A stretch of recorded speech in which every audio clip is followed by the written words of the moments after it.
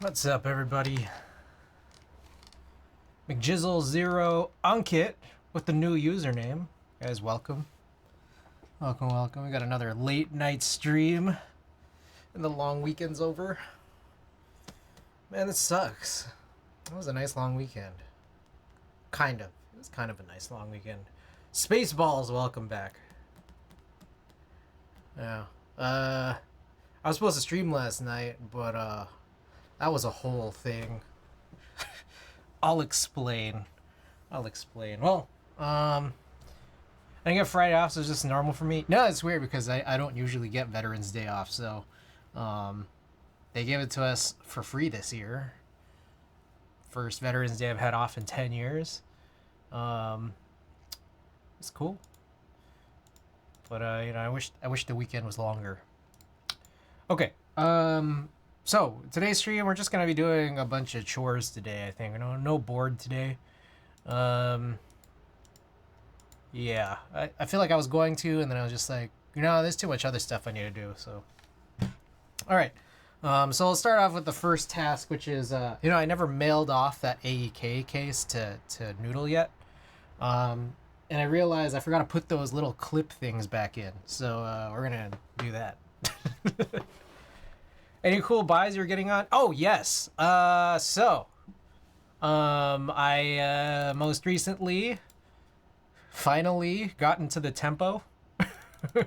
I also did just get into CRP R6 with the black on black and then the beige Xerox, I don't know, with the top row HHKB key. So I'm going to like use it in conjunction with the white or the, I don't know, the lighter colored Xerox that I already have from R4. What else? Oh, I don't know if you're watching Miss Chin Wong's stream right now, but she's working on this Bob Dylan keyboard. Apparently that's going to be available in HHKB according to Patty. Came from Patty's mouth. So that seems exciting. I forgot to get in on the Martingale. What else? Oh, I did get the Taycan. I hit on Taycan. So there's that. What else we got? Oh, Brutal 60 got canceled. The Brutal 60 V2. That sucked. I want to get that raw finish. Okay, we gotta do this thing. What the hell? Oh shit. that was stupid.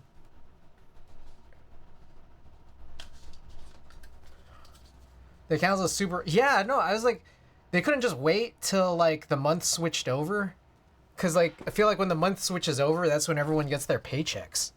You know, they couldn't even wait for that.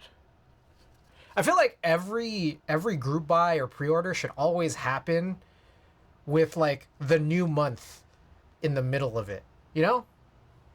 Does that make sense? Like, cause there's always gonna be the people who want to buy in super early, and then there's always people who are trying to wait till payday. So like, it makes no sense to me when you have a group buy that starts in like, you know, the 8th and then ends on the 24th. Randy, Kill Combat, welcome. Did Bull's 60 XT happen? I'm not sure if it did. It might still be in progress. I don't know. Anyways, is that okay? So that works. Alrighty. Now I gotta like eating breakfast on this mat.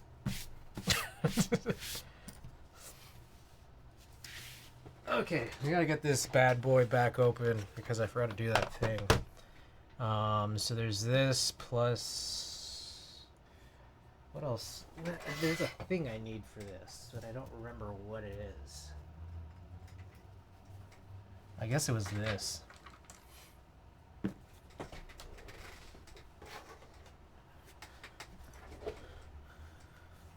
Anyways, so there's all that. I'm sure there's other stuff too, but you know, I'm just not really fully aware either. I usually depend on stream. I depend on chat to tell me what I should buy, so long as it's an HHKB. There are definitely HHKBs out there that I have missed.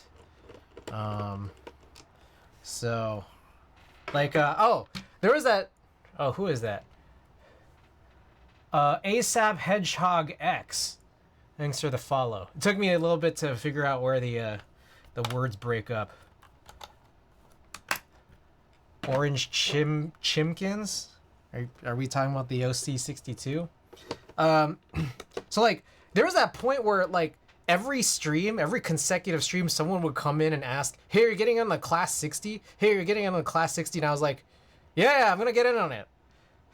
I forgot to get in on it.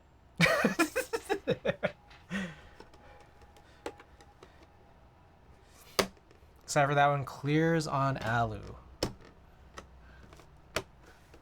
What do people do about, like, I don't know if you're... Yeah, he was a streamer who struggled saying my name initially. Yeah, because it's like, it looks like Asa Feed Geehogs. Call it Orange Chicken and Starve stream / Discord. What are you building today? No particular build today. There's just a bunch of little chores I have to do. This is an AEK. I need to send this out to Noodle, but it's a good thing I haven't yet because I realized I forgot to put these little clip things back in on the inside. Gios Revival and HHKB. Thrash and Tony, welcome back. God, I was like... Opening this up is always like super annoying.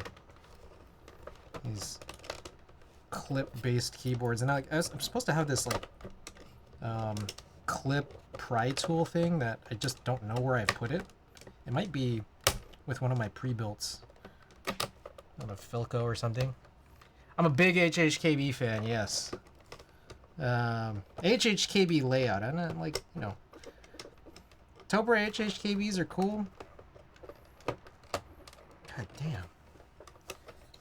But you know, I don't limit myself. There we go. There we go.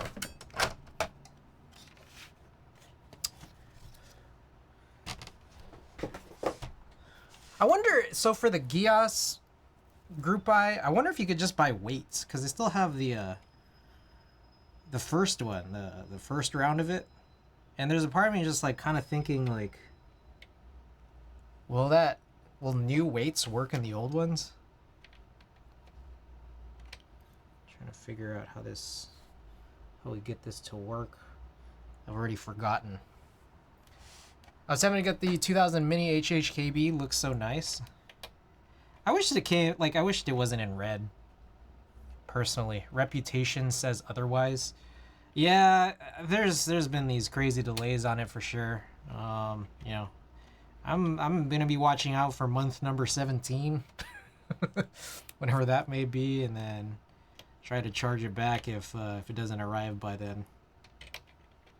Maybe it goes in like this. I kind of forgot that was a thing. You got in, right, McJizzle? By the way, McJizzle, welcome back. Yeah, the moon rock. There you go. All right, you got it in. Okay, that was all I needed to do for this.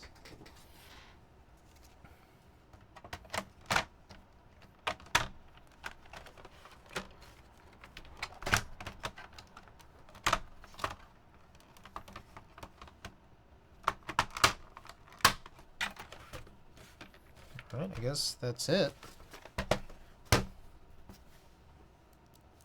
All right.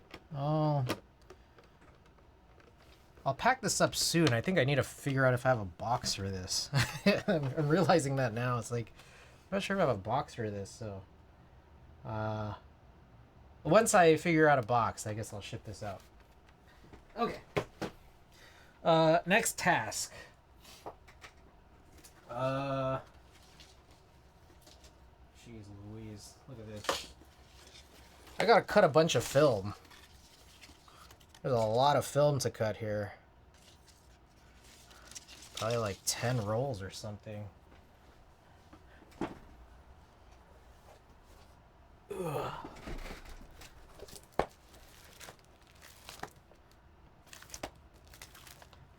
I gotta find my sleeves.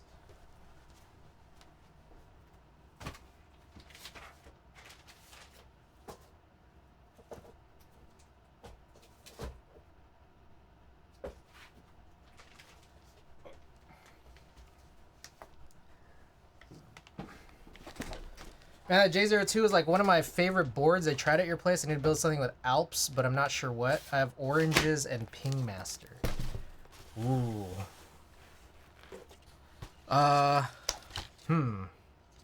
What could you build? I mean, you can build anything so long as it uses like an H60. As long as it uses an H60 and has a plate file available.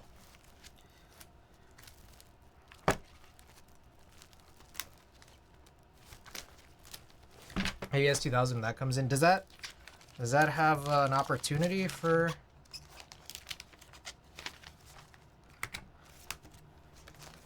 What am I talking about? Alps? Does TCB have Alps?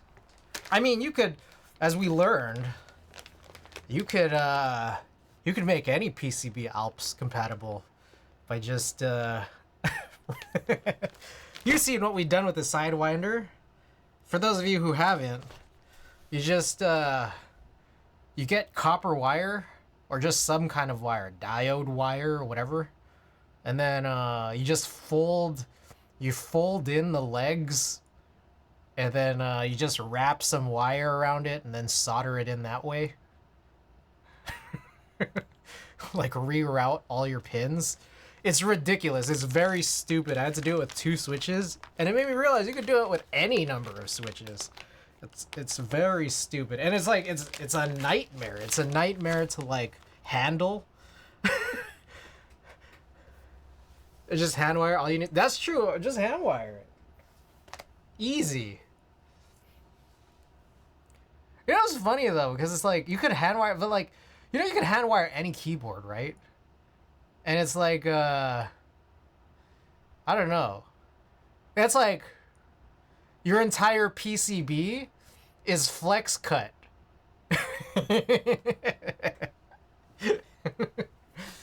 It's a flex cut PCB if there's no PCB. All right. Let's get this open.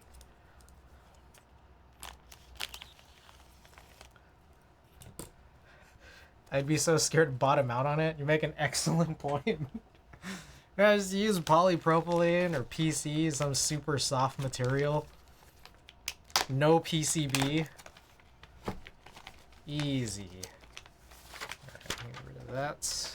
Oh shit, we have a package to open. I guess we'll open it after I cut all this, because I should just get started.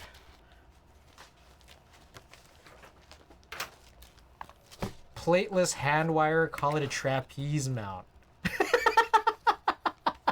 That's crazy.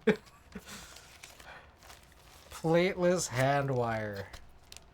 Damn, I'd rock that.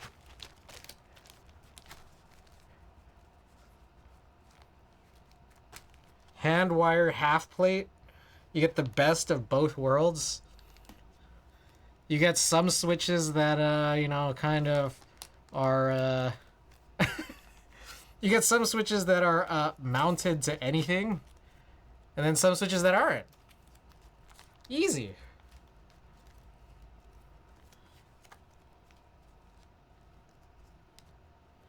All right. So I think this might be too many pages for this binder, and I don't have any spare binders. This is binder number 4. I try to put in like 150 rolls per binder.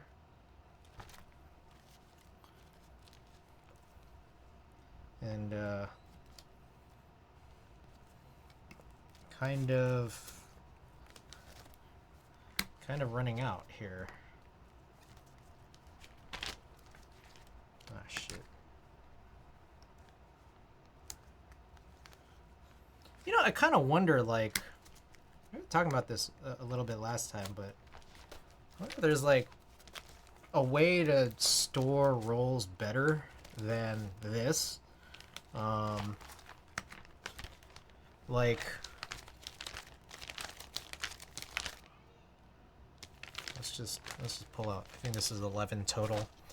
Okay. Now I'll just start cutting, and I need to grab one of those little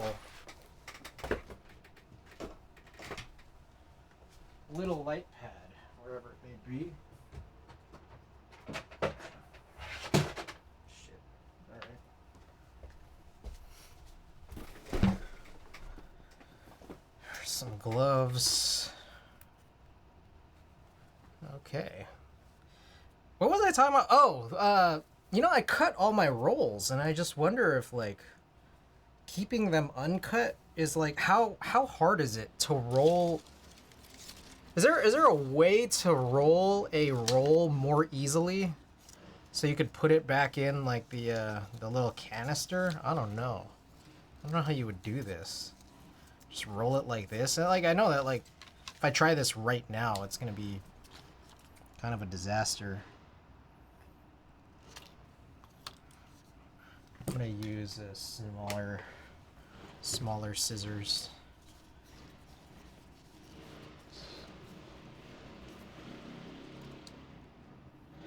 So I don't know how many people have been following my story on Instagram, but I did this shoot for Slater, who's that show was fun. I mean, it was a very queer-friendly crowd. 2, 3, 4, 5, 6. One issue is so I did like an official shoot for it. I fucked up a roll. We'll encounter it soon, and I'm just like, I don't even know how I'm gonna cut this shit up. 2, 3, 4, 5, 6.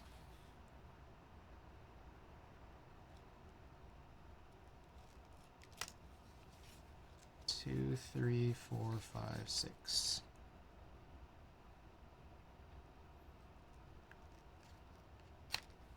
Well, you have flicker on this light, it's like dying. 2, 3, 4, 5, 6.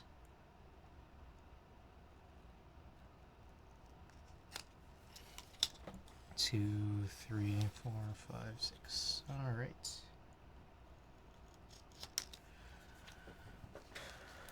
How'd you mess it up? Like, no, so yeah, let me explain.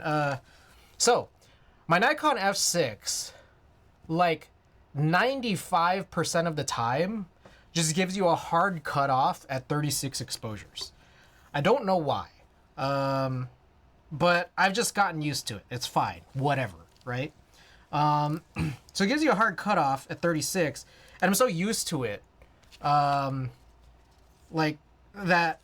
When I hit the 36th exposure, it's like, okay, time to change the roll. Occasionally, you get an extra exposure. The thing is, like, in a lot of my other cameras, the auto rewind does kick in just when it knows it's reached the end of the roll. And so I typically get like 37 out of my Contax cameras, for example. And anyways, I'm at this show, and I know I've hit exposure number 36, but it's so loud and blaring that I'm just like, okay, I'm gonna wait for this song to kind of finish, and then, you know, like, until then, I'll just shoot digital. When the song finishes, I'll change the roll. But it's so loud, I didn't realize that, like, the Nikon F6, I hit that 5% chance that it was gonna give me that one extra exposure, because it doesn't always give me that 36 hard cutoff. So the auto rewind never kicked in. I just assumed it did. I assumed it did because it usually does. And so I opened it up, like I opened the backup. And I freaked out because I saw the roll was not rewound back into the canister, and it was still like fully out. So I've already at this point killed at least like 3 or 4 exposures. But there was a part of me in my head, I was like, what the fuck? Was it not finished rewinding or something? So I try to close it real fast, but like I'm in the pit. I'm in the photo pit, right? So like I can reach a lot more light than if I was just in the middle of the crowd. So I'm just like, oh, what do I do? Like, I only have a limited number of songs in the pit. So I'm just like, I start to just try to like pull out all of the film, and then like just quickly try to hide it under my shirt. So I'm like now like trying not to bend like a really crazy, like, you know, spaghetti string of film under my shirt while also still shooting, because I'm like, I had to reload you know, a new roll of film, and then I'm also shooting with digital and film at the same time. And then I get kicked out of the pit. And so I try to find my way into some area that looks relatively dark. And I found a giant darkened like curtain area. So like I hide behind that as I'm trying to like spool the film back into the canister manually with my hands. Yeah, it was pretty bad. That roll is nearly 100% unrecoverable. There was like a little, like maybe one partial little piece of frame that you could see the silhouette of Slater still on. Pretty much unusable, basically.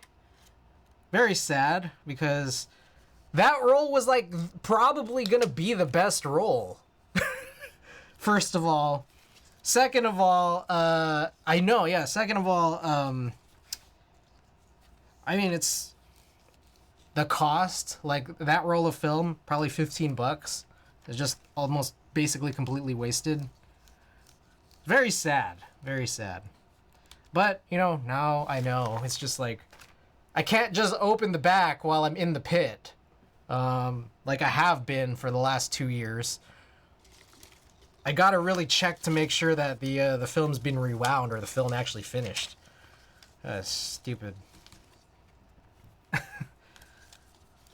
Well, you learn. The other thing too is that like I don't feel as bad as I could because I got the opportunity to shoot it very last moment as a backup shooter, like a secondary shooter. So it's like they weren't really relying on my shots. But it's just sad that those were probably going to be the best film photos I was taking that entire show. So it sucks. Corn, welcome back. 2, 3, 4, 5, 6.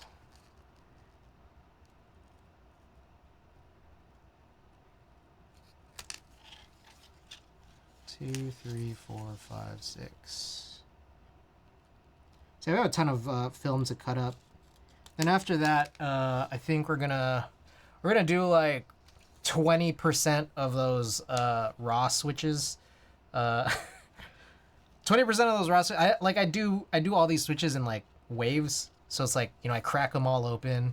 Then I do the switch bottoms, and then I do films, and then I do, I don't know, whatever. So we'll get to it.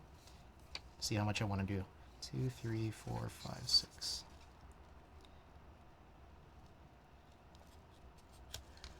Gotta use that rewind button every time now. As I taught my 4-year-old to say at the most obnoxious moments, it does happen to the best of us. Yeah, it sucks, but yeah, no, I know now. There's you know what sucks is that like I don't even need to use the rewind button. It's just like there's an easy way to check whether or not it's be rewound. It's just that like I didn't check it because I really just assumed. That it would, you know, it was done and rewound. It's just you get caught up quick. 2, 3, 4, 5, 6. Another thing that was kind of about that show is that like you get kicked out of the pit after 3 songs. You know, it's a typical tradition, I guess, in concert photography, at least now. 2, 3, 4, 5, 6.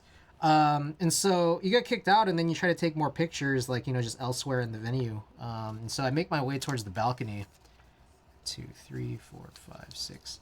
I make my way towards the balcony and I'm shooting a bit. And then like I sit down for a second to change my lenses on the cameras that I'm using. And then just as I finish changing my lenses, I'm about to shoot. I guess someone with a lanyard, I'm guessing it was someone from Slater's team, said, "Hey, no more shots after 3 songs. Like, no more photography after 3 songs." I'm like, all right. I mean, there's nothing I could do except, you know, respect the wishes of the artist and their team. It's like, it's kind of annoying because usually can shoot, like, you know, the restriction is usually just in the pit, not the entirety of the show. So it's like for the rest of the show, I'm like trying to sneak pictures in to just finish this roll because I want to come home and then like have half a roll that you know is basically unshot. So I was able to sneak in some pictures at the end, but they weren't as good as I would have wanted them to be, for sure.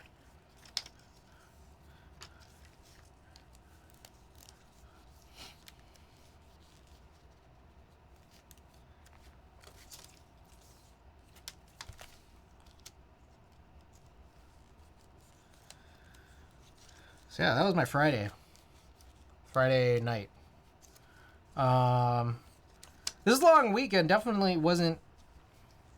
I wished I was more active, truthfully, but a few things came up. I mean, I was active from Wednesday to Friday. I went to shows 3 straight nights, so it was good. It's good to kind of occupy myself that way. The problem was that like I was kind of disturbed. Here, let me see if I can find this. Here it is. This is the roll. This is the roll that like is just almost entirely covered in light, so you can't really see anything on this. There is a stretch where you kind of could see something, but like I can't even tell right now like where exactly that is. I don't know. It's just not bright enough. Let me see if I can plug this in.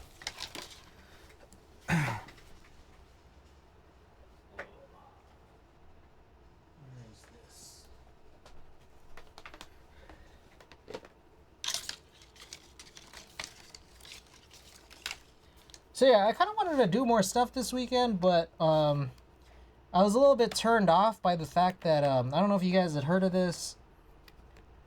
There's this big like world summit conference going on in San Francisco, and I heard it's like causing all kinds of crazy issues.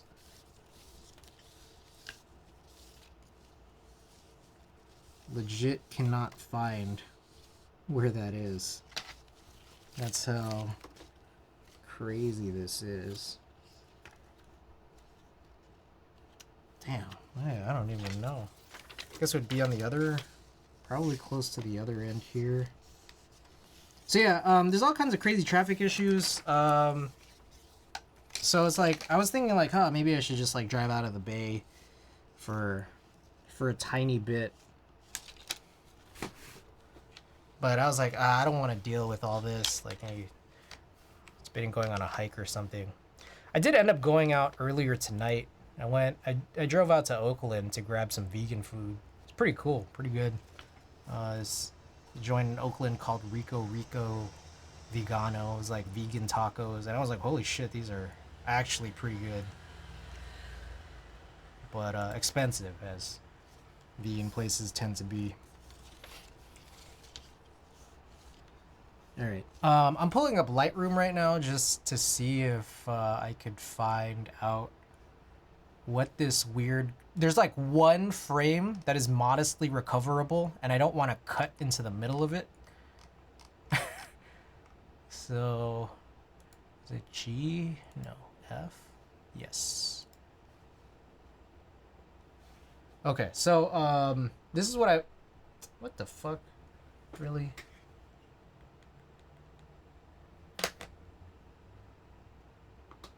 Alright, this is what I posted to, Instagram. Throwback Sundays. This is what I posted to Instagram. I'm trying to figure out, like, everything is so dense on this roll that, like, to get to this point, to see anything on this, like, it looks like almost nothing. Like, the actual negative. Like, this is with a very bright light, like, shining into this. And this is what it looked like. And then when you actually run an inversion on this is what I ended up getting here. So it's like, wow, you could kind of make something out here. But I'm trying to find like where to cut, because I don't want to cut right here. I'd rather cut right here and then just work my way out. But I don't know where this is. This is close to the end, which is on this side. I think it might be right here, as far as I can tell. Yeah. It's just, I need this, like, I need something brighter. It looks freaking crazy on its own. It does. I mean, like, I guess it's kind of interesting for that reason, but still sucks ass. Hold on, alright. looking at this through this really bright light here off to the side, which is what I use for scanning. Seeing if I can see anything from here. God dang.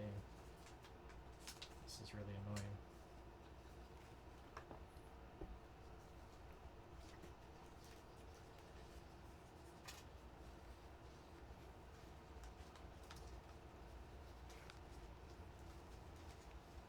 Come on. There we go. Ah, come on. There we go.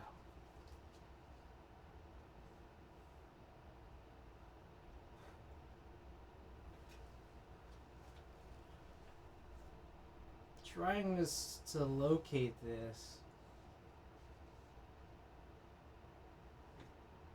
It's interesting because I think that there might have been possibly more here. Like this looks like it could potentially be something.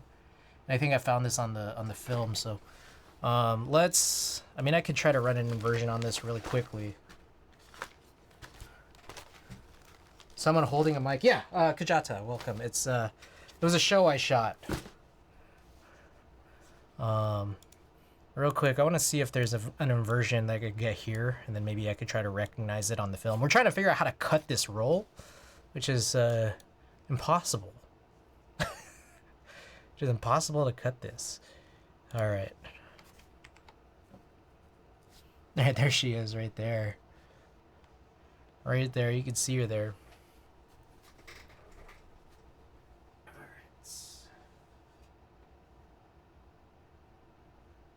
Though, again, this isn't really necessarily what I'm looking for here. Ah, shit. Damn it. Okay. I'm trying to find this straight black bar, which represents the space in between two distinct frames. And once I have that, I think I have enough to figure out where to start cutting and what to do. But I gotta locate it on this roll.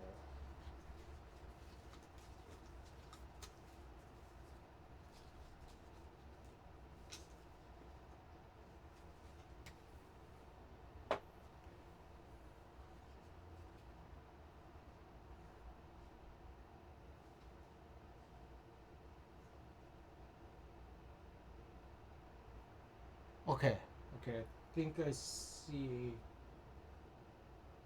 I think I almost see it.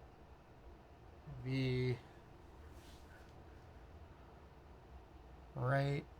This is what I'm looking for. I'm looking for this, so I know to cut there.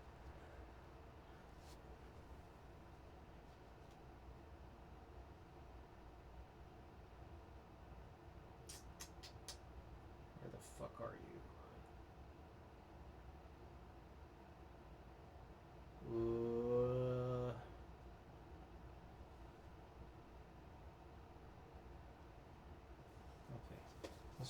I'm gonna hold this here with my fingers.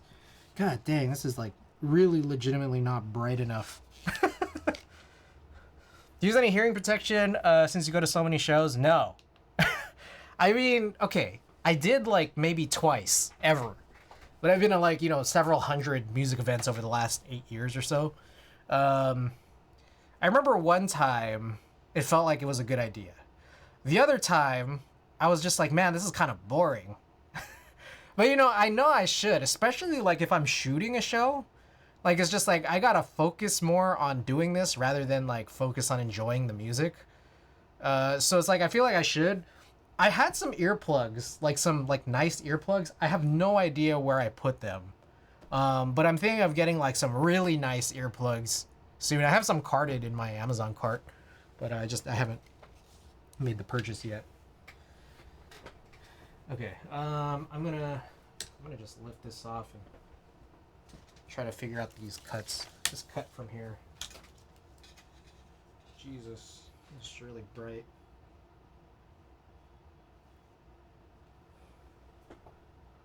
Okay, I think I found this. I need to get some loop earplugs. Well, the reason why don't I do that? Because I don't know what that is. That's why.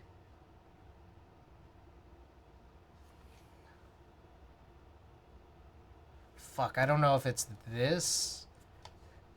or this. But what I do know is that I'm staring straight into a really bright light. God damn. Yeah, block this off with something.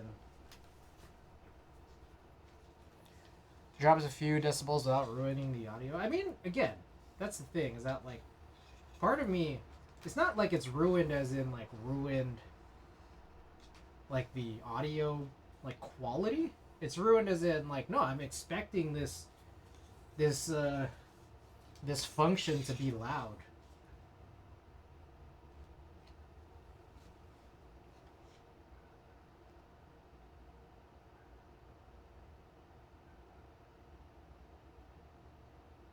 I religiously carry erasers with me. I got some of those from Kickstarters years ago called Knops. Never used them.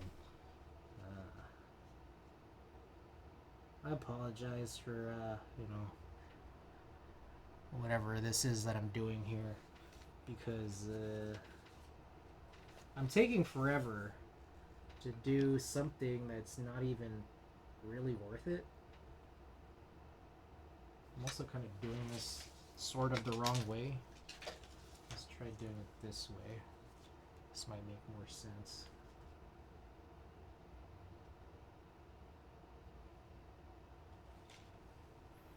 I think.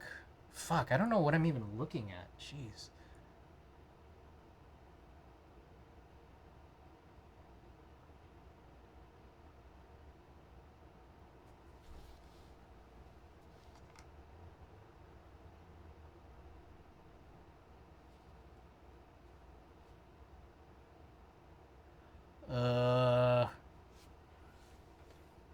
I'm losing trust in myself here at this point to figure out what I'm even doing.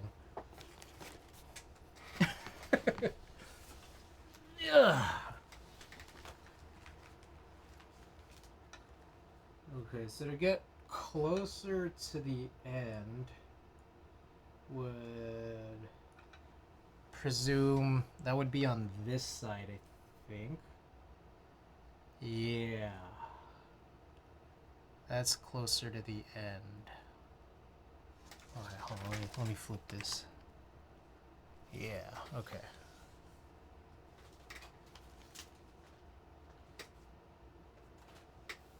So I had this correct-ish before. God damn, this is fucking bright.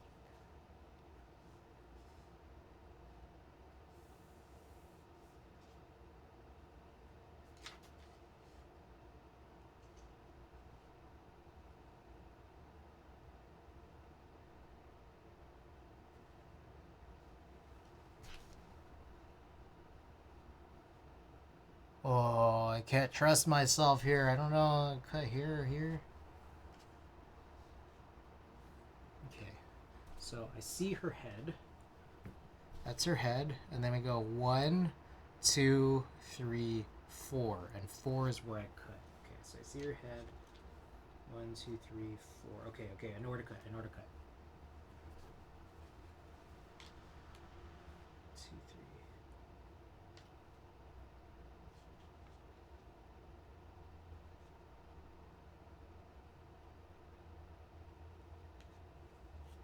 Alright, I did it, guys.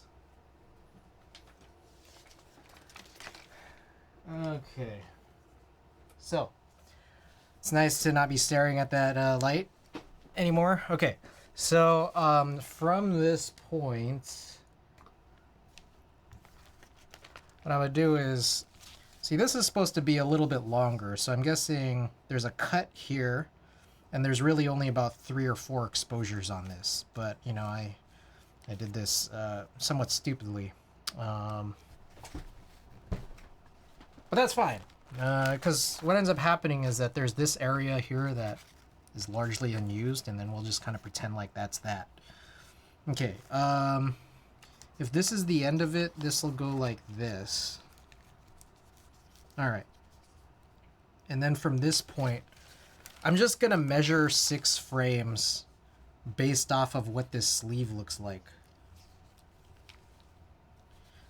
But I kind of need a curve a little bit here. Just go on the diagonal so I could get visions of both ends of this because this light pad is just very slightly too small. Okay. So this, oh shit. This right here is kind of where I would presume that it would be.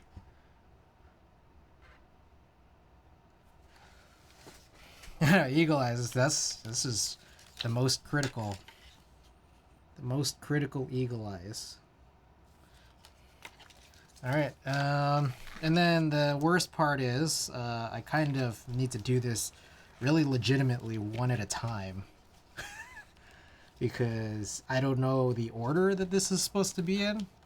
And if there's at some point in my lifetime a future where, you know, we can recover highly exposed film, I'd probably want this to be in the proper order. Shawnee's welcome back. I'm getting some crazy heartburn tonight. I think maybe those vegan tacos might have been something I should have reconsidered. Well, I'm gonna go find a Pepsid real quick. Oh, I'm feeling it. BRB.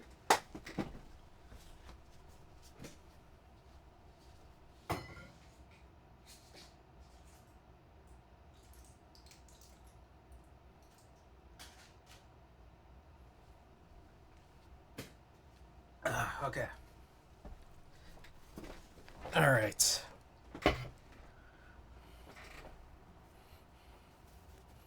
Hopefully I'll feel fine shortly. Within the hour.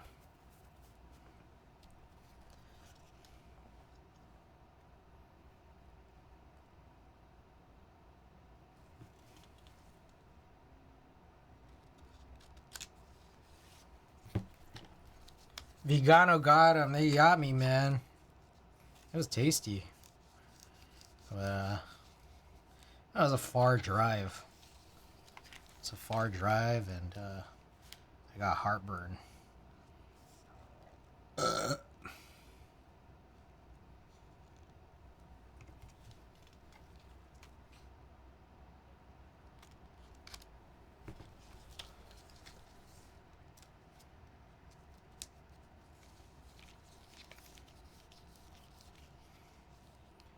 Good snack is corn tortillas, a case of fresco, and a bit of hot sauce. Delicious.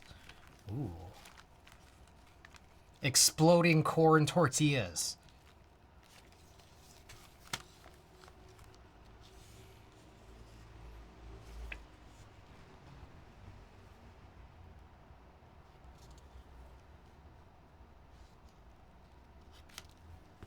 Precisely. Is that your snack? Is that the name for it?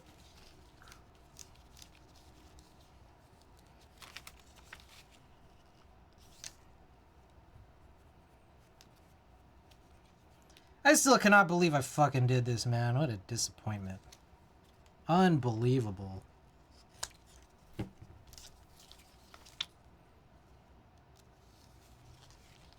Imagining a burrito that blows up in your face as you eat it. Alright, and then there's a little bit of overhang here, which again, not that important because this, given that this is the beginning of the roll, this really doesn't matter. And also because you can't really see anything, it doesn't matter.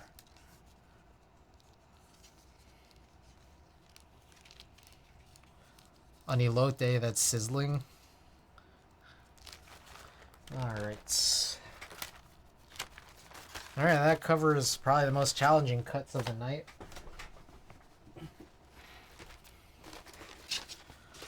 But still a lot more. So, moving along.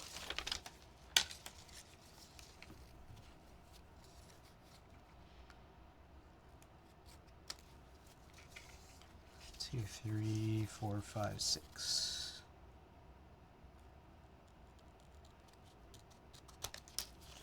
One, two, three, four, five, six.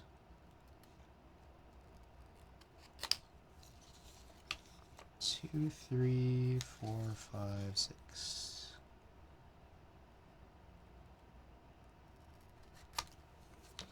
2, 3, 4, 5, 6. 2, 3, 4, 5, 6.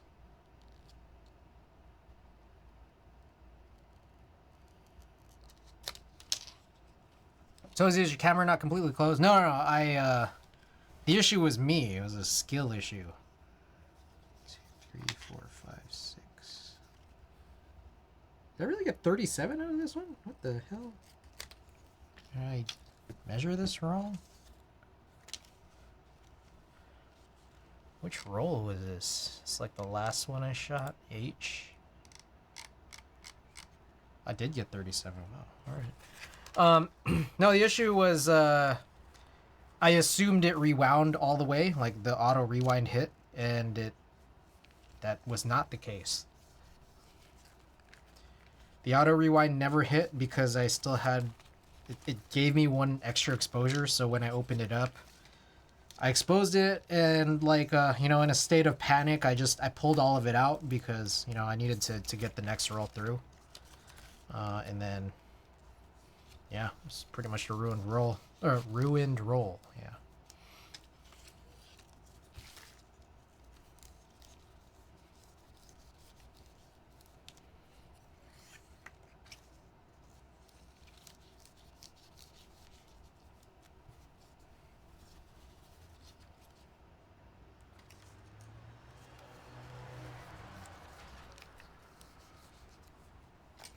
Starting to feel better already. I think I need to bring Pepsid around with me.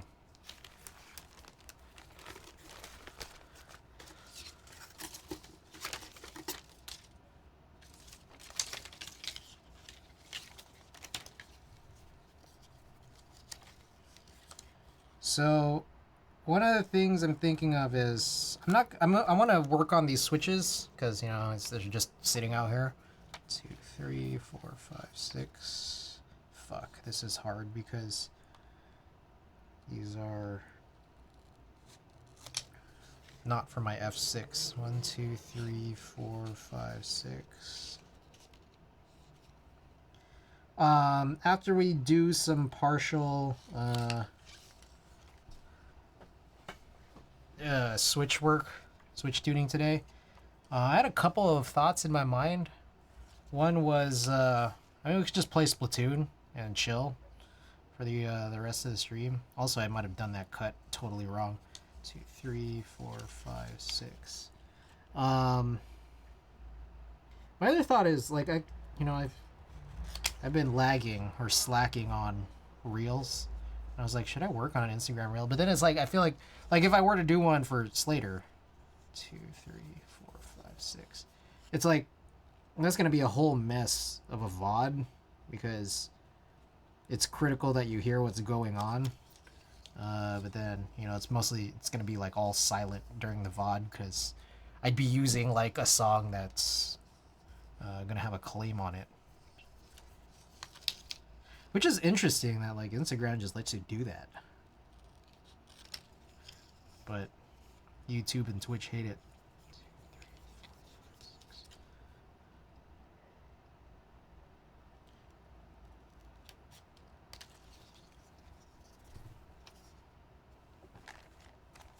Okay, another thing worth mentioning, the camera setting I changed a little while back to have the shutter release like trigger more quickly was actually a horrible idea. Most of these photos that I've taken with that setting on have just ended up being like really shitty, like horrible, really bad. So I turned it off. Hopefully that was the reason for it being bad and not just me. But I turned it off, and we'll see the next time I use that camera to shoot. The little pocket camera I was using.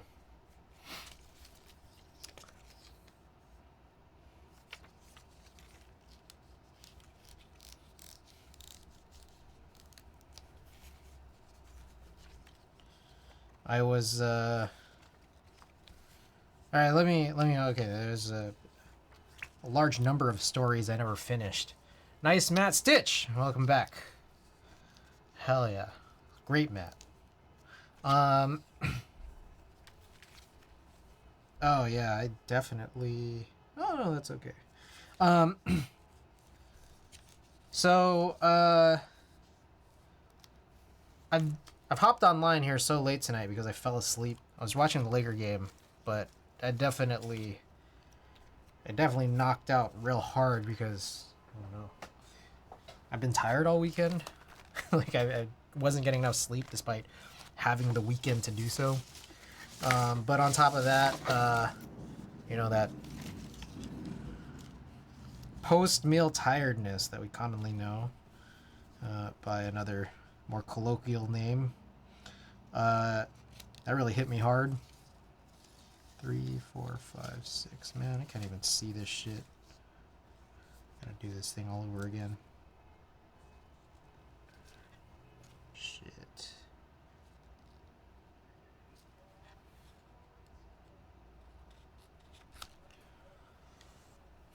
Nozzle on your food, baby. So I fell asleep earlier. I was trying to watch that Laker game. Lakers won. I wasn't awake to watch it. Who is that? Oh my goodness. Xing Xing Wang with the big raid. Welcome, Knox. Kimmy. Oh, Kimmy. All right, here we go. Oh, what the? Panic Tech with the big raid. You got the double raid.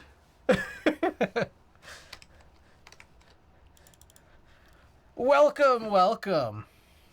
All right. Kimmy, I need to come up with a new way to spell your name. There you go. All right. Let's do this. Who we got here? Shoney's, of course. Welcome. You're already here. Aaron, welcome back. Return to sender. Welcome. Banak, of course. Welcome. Guys, I hope both of your streams went very well. Avo, Clown Baby Jesus. That's a great name. Welcome. Banak, what were you working on? Patty, I know what you were working on. You were working on those that BD60. Oh, great keyboard. Great keyboard. Considering the newly found info that it comes in HHKB. So you know, I'm excited for that. Mill maxing of Yendi 8L PCB for a commission. Avo, thank you for being here. Hope you have a good night. When as smooth as can be. I almost got an HHKB, but I was told to get win keyless. It's cool. I'll get the HHKB for the both of us. You can enjoy it through me. 2, 3, 4, 5, 6. Yeah, sorry about the flashbang, everybody. We're trying to cut this film. I've had this uncut film just sitting around for way too long. Mill maxing on full brightness. I had doll. You know, HHKB is one of the only layouts I don't own. Well, you know what you need. 2, 3, 4, 5, 6. Where the hell is the space there?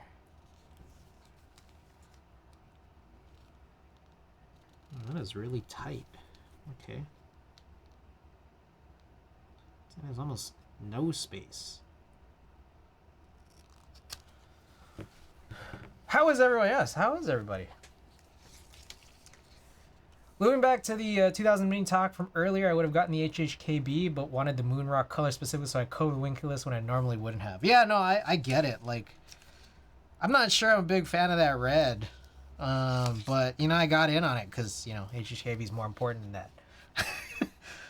Plus, you know, like, I just, you know, I made my way to Arnold's down in Santa Clara, and I realized how not hard it is to just get something re-anode, although you can only really choose from like their stock colors if you don't want to pay tens of thousands of dollars apparently. Banik, thanks so much for being here. Thank you for sending all your viewers here. Hope you have a good night. On the upside, Chris, your board looks like the tank, like the engine. Sorry, the tank engine. Thomas, the tank engine. The engine the board is inspired by. Let me find a link for reference. Oh, right. I think you mentioned this. Like, the 2000 Mini SE, like, it's supposed to, like, look like that. Which is cool. I think you mentioned it. I don't know if I remember seeing it, though. So, yeah. Let me see it. Technique. Welcome back. Ah, there it is.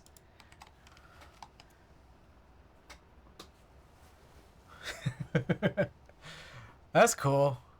That's pretty chill. I mean, I was thinking of getting it re-anoed, but I don't know. This is also like the idea behind this is pretty cool. So maybe not. I don't know. I regret not getting the Mini SE. Well, I don't think you're regretting the delays, at least. Cool Honda Civic, bro. Very cool. I see this my JDM Integra. 3, 4, 5, 6. How come there's no Honda Odyssey themed, like inspired keyboards? See, that I don't understand. Remember when Diego had that like Honda? He had that Honda like sponsored stream, but it wasn't even Odyssey inspired. Doesn't make any sense. Wait, no, it was a raffle I took out. Oh, you did? Ah, shit. Return to sender. Thank you for the follow. The workhorse car of families. It's crazy. There's a dude called Busimoto who made a 1,000 horsepower Odyssey. Holy shit. Does it have flames on it? Have you ever seen a Honda Odyssey with flames? Like racing stripes? Stance though. I think I once saw a Toyota Previa that had flames on it. This was like, I don't know, over a decade ago. That was crazy. I need a mouse shaped like a 1996 Toyota Previa. My mom had a Previa. It was cool. 3, 4, 5, 6. I mean, I already know where it is. It's right here. The flames make it go faster? Yeah, hell yeah. You know what I'm surprised? We might have talked about this already. I'm surprised that they haven't made the Homer. It doesn't make any sense how that car hasn't been made. You guys know what I'm talking about? The Homer? Jason709, welcome back.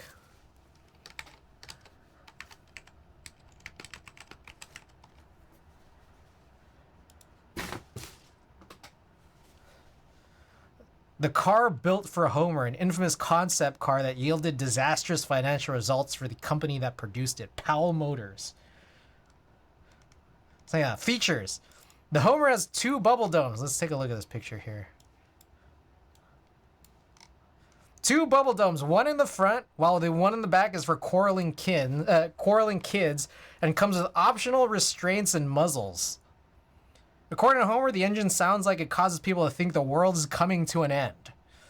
There are 3 horns, as Homer claims that you can never find a horn when you're mad. The 3 horns play the song La Cucaracha. The car also features gigantic cup holders, which actually became a feature on many cars in the 1990s onwards. I remember they said it was like, it was made for the cups that they have at the Quickie Mart. The car has various outdated features such as bubble domes, shag carpeting, and tail fins. It also has a metal bowler as a hood ornament. Look at that. You got the bowler. The bowling guy. Oh, so good. Man, I want this car. That's crazy. That's crazy that we never got that car. R.I.P. Sheepy, by the way, welcome. Rumi, thanks so much for being here. Rumi, I still owe you springs from like probably 2 years ago. Just letting you know, if you're still here. Stock springs from some JWK switch. 2, 3, 4, 5, 6. I think it's here. You can give them away again. I have too many springs. No. They got to get in your hands. That's the most important thing. The most important thing is that they're yours. 3, 4, 5, 6. Nothing is more important than a prize that belongs to you. 3, 4, 5, 6.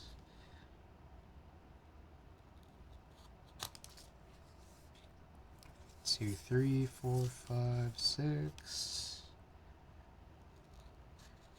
Sounds good.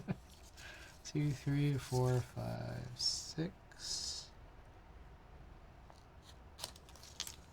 I'm still saving my cherry springs to send you for giveaway prize, Chris. Oh, okay. Maybe you could send it to me whenever it is that I send you all the brass stuff. You know, way down the line. I know you have a big giant queue. All right, good night, Rumi. 2, 3, 4, 5, 6. Speaking of, one thing worth mentioning here, the things that I wanted. Oh, it's actually this. This guy right here. This is like that unsightly mark on this brass pen rail. Or like no time to handle a small cue. Fair. Yeah, it's just like unsightly. So if you just make this like so that I don't see that anymore. You just go crazy, just go freestyle it. I don't care. And then also the other one is the dolly. Speaking of the dolly, okay, let me show off this dolly real quick. When was the last time I worked on the dolly? This dolly that I have picked up a lot of this thing that looks like that, just kind of all over. You know, it's funny, you clean that up in probably 10 minutes. I've tried. I remember trying to use something. I'd probably have it underneath my sink. And like I didn't know whether or not it was necessarily better. But yeah, like this for example, the Twitcher, this was the Twitcher's proto that I purchased. He had it sealed, but then like the sealing kind of got all fucky, so he removed it before he sent it to me. So it was just like unprotected brass, and that's kind of why it's picked up a lot of bullshit. So oh, you need to sand it. Okay, fair. Yeah, so I'm gonna just hit this with whatever. Again, freestyle it. I don't care. And same with this. Again, when you have the time, zero rush at all. It's not critical. Seriously not critical. All the rush.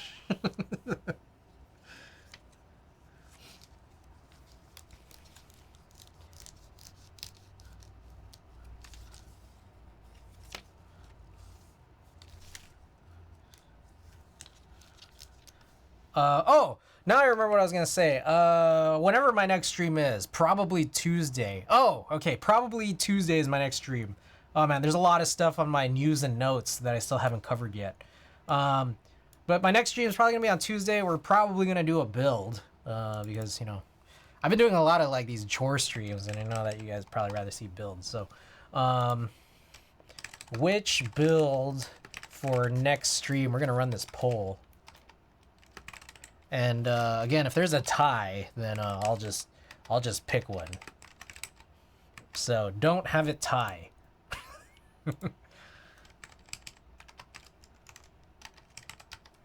PLX, pick this in, and type 60. Okay. All right, 10-minute poll. Get your votes in.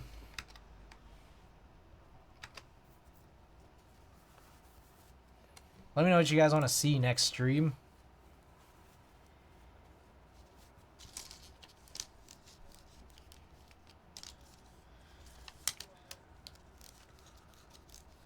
I'm game for whenever the time comes. Just need to figure stupid life shit out. No, I get it. I absolutely get it. Hot tub stream.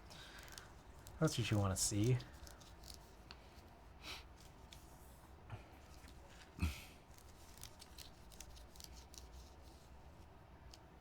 All right, what else is on my news and notes? Oh, okay. So, okay, there's more. So, I was supposed to stream last night. I didn't. Because Friday night, I did that shoot, right? And then I was supposed to work on my coverage early yesterday, early Saturday, so I could stream today. Or, sorry, at night, last night. But instead, I ended up just playing a bunch of Splatoon. There was a golden rotation on Grizzco last night, right? And I was just like, fuck it. We're gonna try to go to hazard level max, which requires 50 wins. But when there's this golden rotation, it's like your best opportunity to just gather up a bunch of wins. All right, McJizzle, thanks so much for being here. Hope you have a good night. Yeah. Golden rotations means your best opportunity to gather up a bunch of wins. I was able to do it, but it took 8 hours. I was just playing Splatoon for 8 hours. I took maybe 2-hour-long breaks, but overall Splatoon time yesterday was 8 hours. And then when I finally got there and finally finished, I was like, all right, I got to do this photo coverage now. And then I didn't actually finish it till this morning. Was it this morning? This morning, yeah.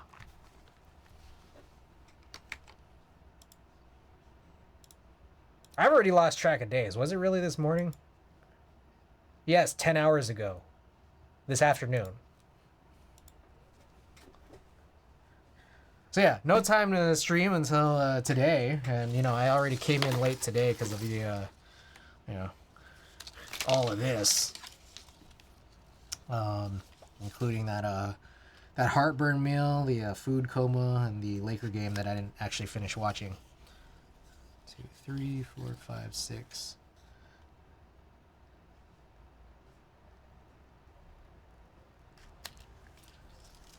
Switch Doc, welcome back. Make sure to vote. Yes, get your votes in. Let me know what you guys want to see on the next stream. 2, 3, 4, 5, 6. And also, just in general, make sure to vote. Just in general, just vote. Voting is important.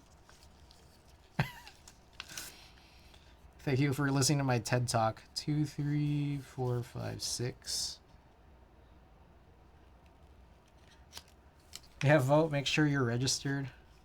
2, 3, 4, 5, 6. Who is that? Oh, Mr. Koala. Hey, you. Thank you for the 3 months. I appreciate it. 3-month streak. Thank you for tier 1 support. It amazes me voting is not compulsory for you guys. 3, 4, 5, 6.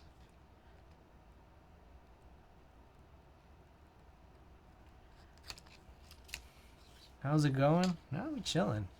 Cutting some film. A lot of film. A lot of film to cut. This is non-stop. 2, 3, 4, 5, 6.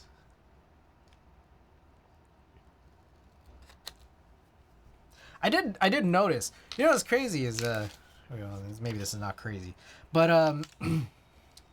there were no NBA games on the 7th, which was U.S. election day, but there were only really it wasn't a nationwide super crazy important election day. I mean, there's governor's races, state senate races and stuff like that. So I don't think it was it wasn't as big a deal here in California or San Francisco as it was in other places. But yeah, there were no NBA games that day. I was like, oh, the NBA is observing election day.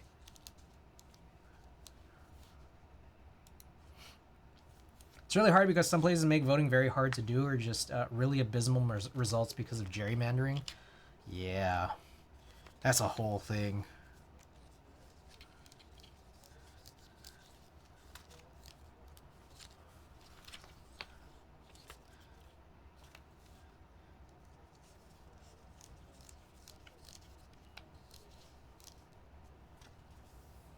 It's a whole thing.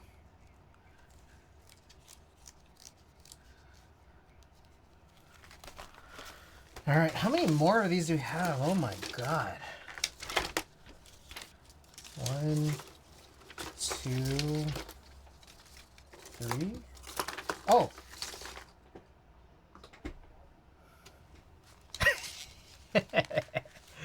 Oh, perfect. I got the right amount of sleeves here. Gerrymandering seems outrageously undemocratic to me. It's crazy, man. They didn't realize it's time for voting until the NBA players wore vote shirts. Yeah, my time is centered around NBA.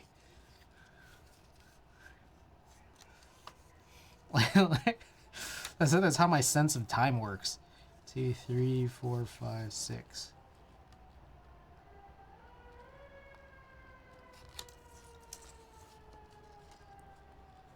Two, 3, 4, 5, 6.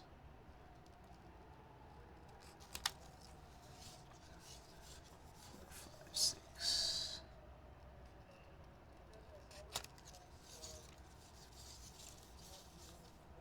It's crazy. I mean, it's just, I think when the Lakers play, you know, it's you know what I noticed that like it seems like there's fewer 7:30 games now. Like I feel like today's game started at 7. Like I feel like they've been trying to make games happen earlier in the day, which makes sense, especially for like the East Coast people. Like I don't know I can't think of the last time where it felt like I don't even know when the last 7:30 game was there one this past week?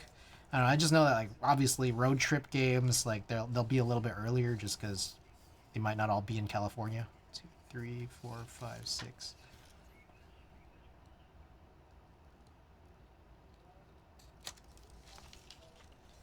Two, 3, 4, 5, 6.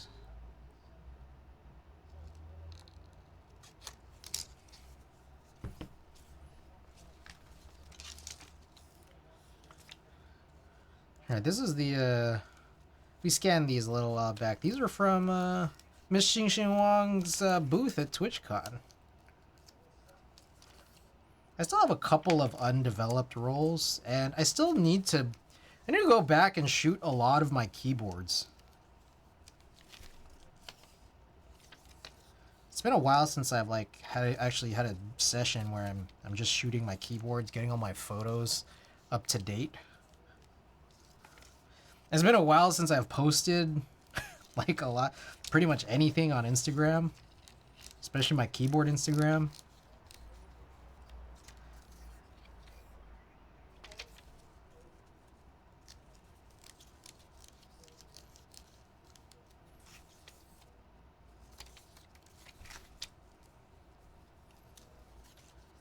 I gotta get back into it.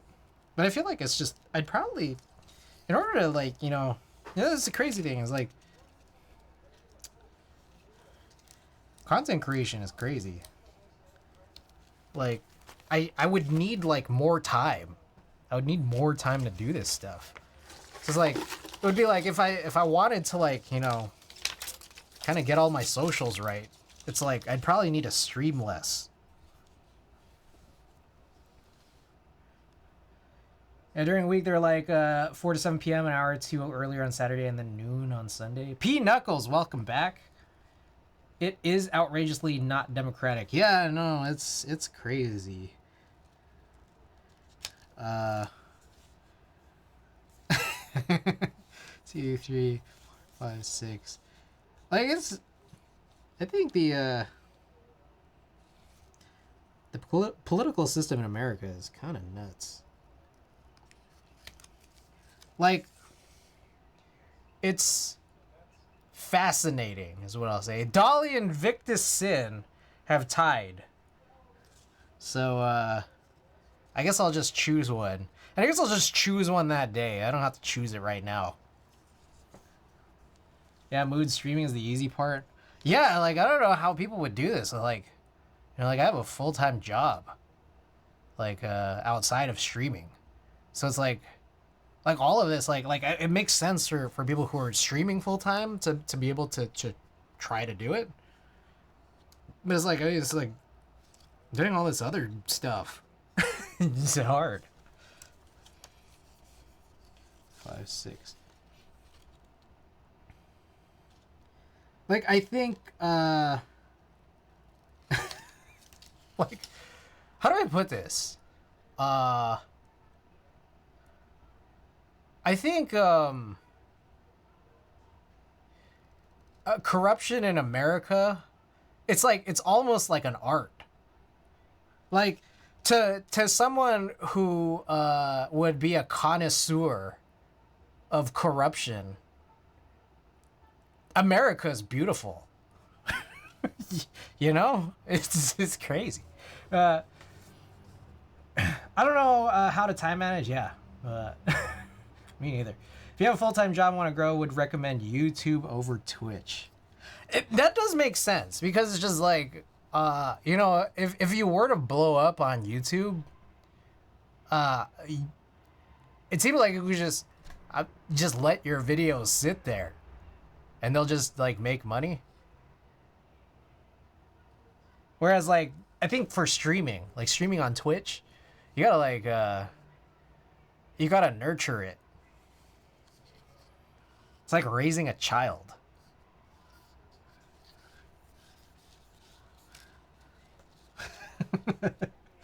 Streaming is like a child, a little barbaric child.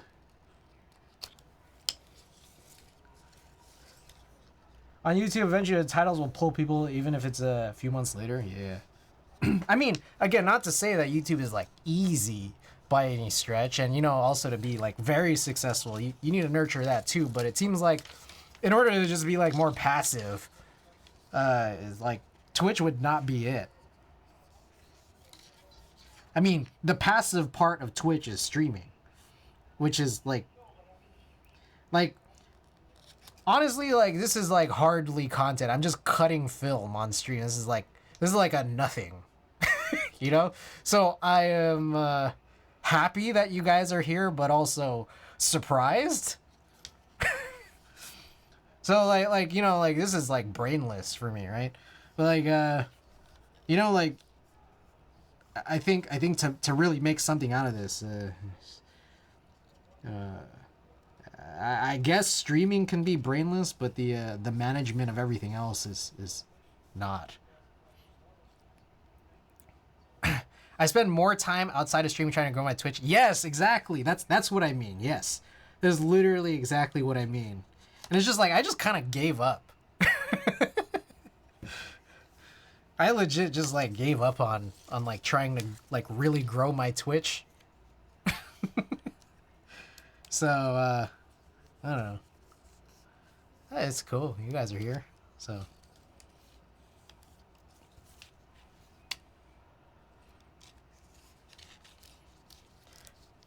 Twitch is catch it live or know who to look for with aimless searches through saved recordings. Stream on Twitch and repost on YouTube.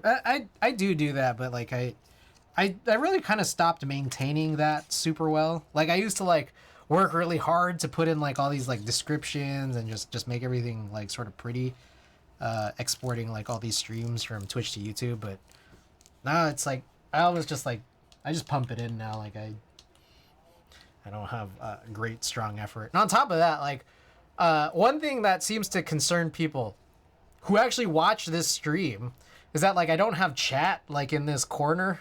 Or in this corner, or in this corner. There's just no chat. So then when this goes onto YouTube, like no one knows what's going on, what I'm talking about, or who I'm talking to. Yeah, I just like never did that.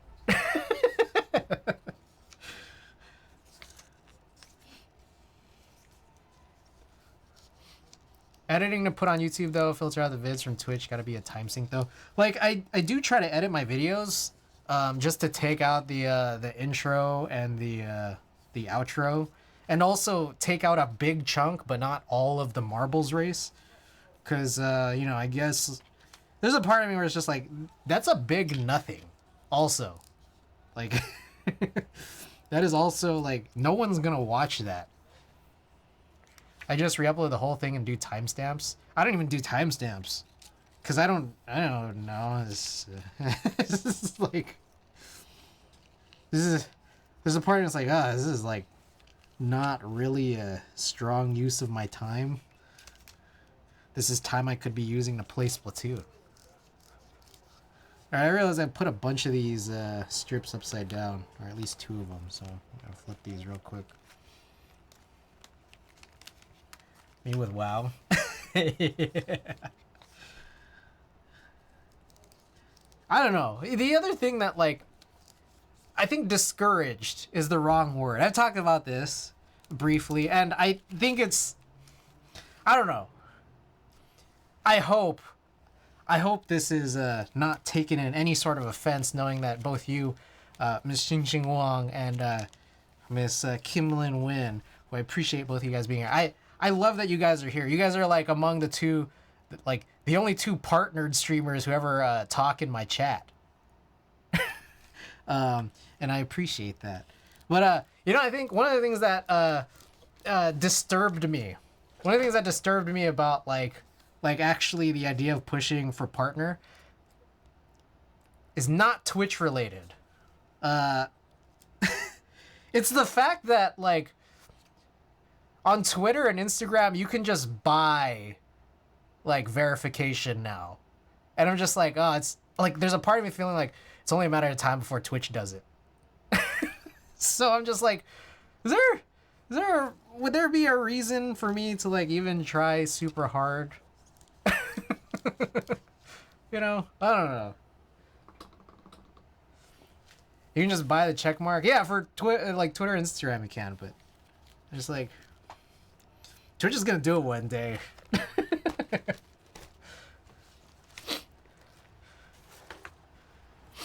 Can't do that on other platforms. My VFX school friend used to sell checks on Twitter. Super easy. I don't know if streamers will, no, I definitely feel like streamers will not be okay with that, but I feel like that's the world we're moving towards. Like it's gonna happen. I don't know. That's like that's just a feeling I get. 2, 3, 4, 5, 6.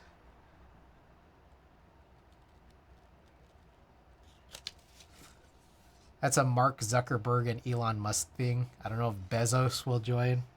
Well, I mean, I think that there's some truth to that. There's that guy, that old guy who took over Twitch that people seem to like.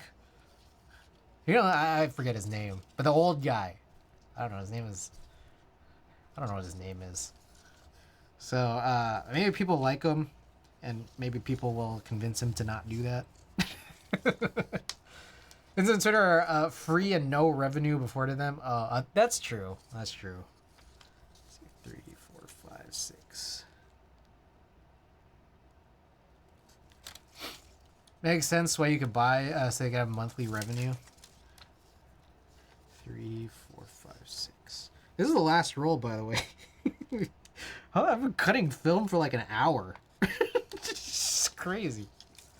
See, oh yeah, the Twitch CEO, not Mr. Bezos. I'm sure he has his subs bringing in stuff. 50% split. Sag. 2, 3, 4, 5, 6.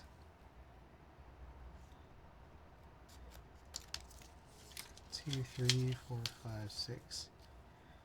Hey, was it true or was it a joke that the old guy was like giving away 70-30 coupons at TwitchCon? Vouchers where you could redeem them to get 70-30 splits. They just made Partner Plus.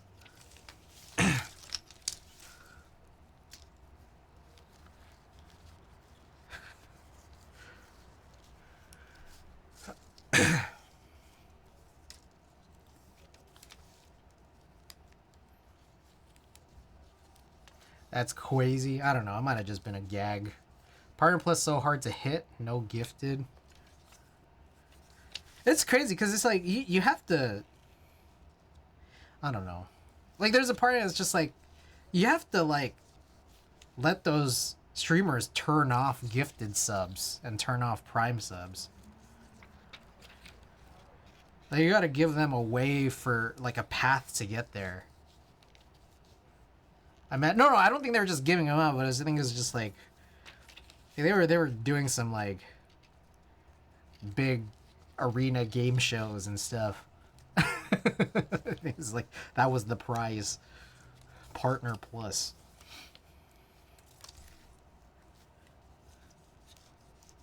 I was too busy. Busy.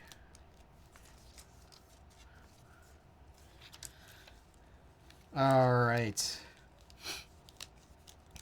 I guess I could label these. Maybe that'll be, it's not a long task. That'll take like 10 minutes tops. Let's do it. How many fucking rolls is this? This is like a lot of rolls. This had to be like, yeah, this is 11.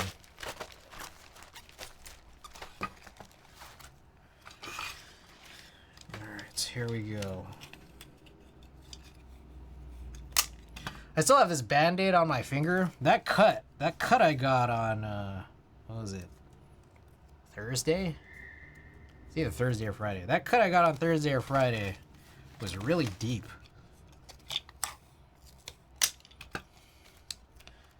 And it's like, it's not still bleeding, but it's just like, it's still like open. It's kind of gross. So it's like, I'm trying to like not have it sting by, you know, whenever I'm like brushing against something. I decided my stupid idea. Instead of buying an entirely new desk, get a butcher block countertop and just let it sit on top of my existing desk. Be rewalking the Stinky Ginky. Alright. Have fun! I kind of want a dog. I kind of want a dog, but I just like... I feel like there's a lot of overhead. And also a lot of recurring responsibility too.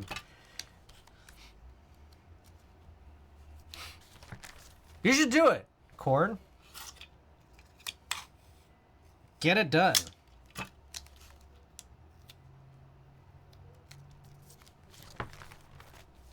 I don't think it's semi-stupid. I think it is resourceful. Would you name your dog Spot?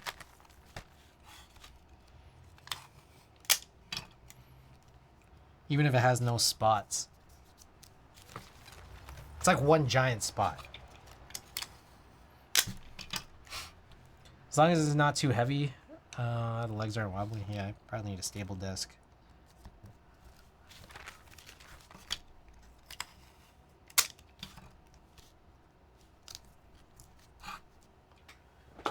Alright.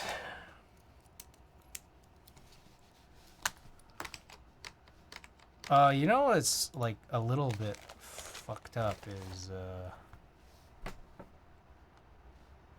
these are all labeled really improperly. I can't really label these right now. Shit.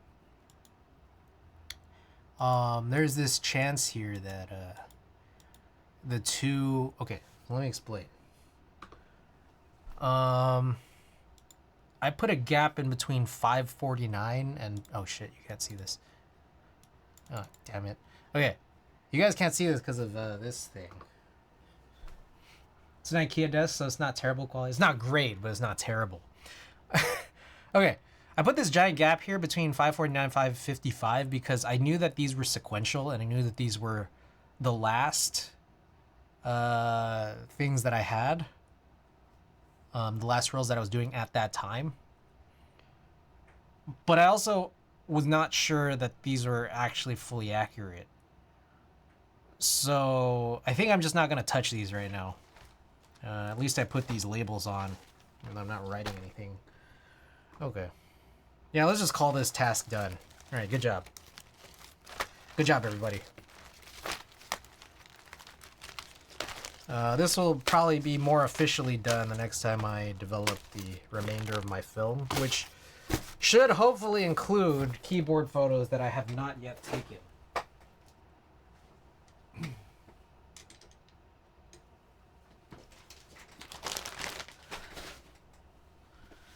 Okay, what do we got next? I guess we'll do some switches. Kind of. Partially. I don't think I'm going to finish them. Here's what I'll do. I think I'll do tops, bottoms, and films. Yeah. Good idea, Chris. All right. So there's an order I always do this.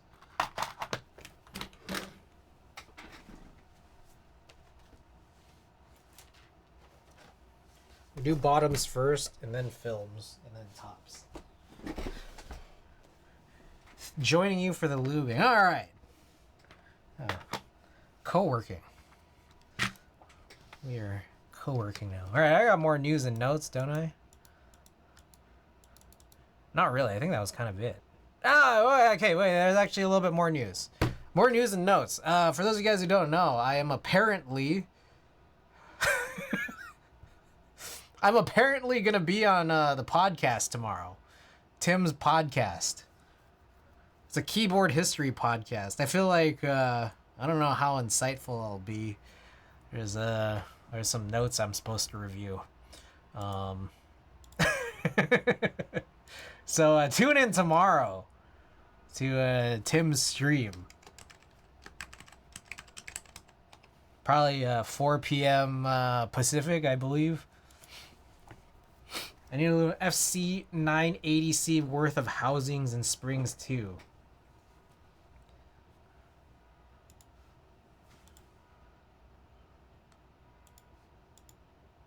Fun times. I'm prepping searches for my PLX. Ooh. Wait, what were the ones that won? I think it was Sin and Dolly. All right, PLX will come at some point after that. Okay, let's get it. So that was on my news and notes. Tune in tomorrow. I think there's gonna be a few of us on it. Alex Sotos is gonna be on it. Teja, Matthew Encina, Diego, and Charo. Charoism.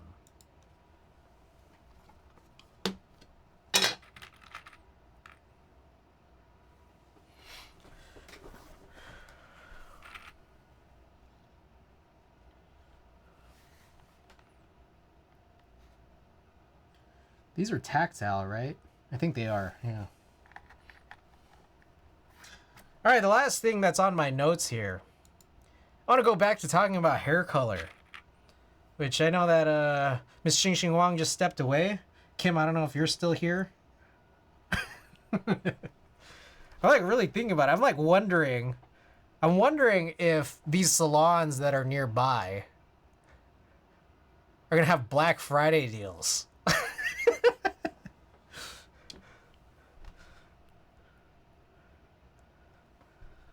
Like, huh? Gonna be some coupons? Most likely not.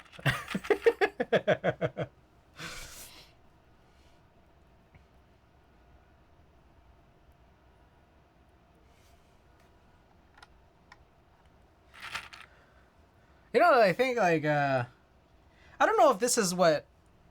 Well, see, Patty's not here. What is up with this? I feel like this. There's like lube on this brush that like seems kind of weird looking.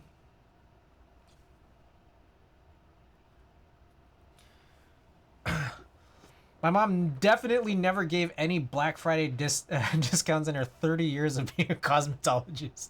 She usually took Black Friday off. Oh, shit. Won't hurt to ask. I was thinking of maybe like just doing something a little bit more subtle. Like I know that like Patty's. Let me just wait for Patty to come back in. I'm like trying to figure out all these names for these things. Like I just kind of want my hair to look fun. I want a little fun thing going on with my hair, but you know, obviously I'm not as you want bleached. Like I kind of want like a. So okay, I just learned this off of an everyone ping of a Splatoon streamer that whose Discord I'm in. But the term that I just learned was peekaboo. I got on a little peekaboo. But then like, you know, like kind of like I'm going to still tie it up the same way. Blonde man bun. I was thinking of going like full blonde, but I feel like I don't know if that would look. Like how will that how would that grow, or like how would that age? You got the length. Also, how do you pronounce that? I feel like I look it up every single time I see it, and then I immediately forget.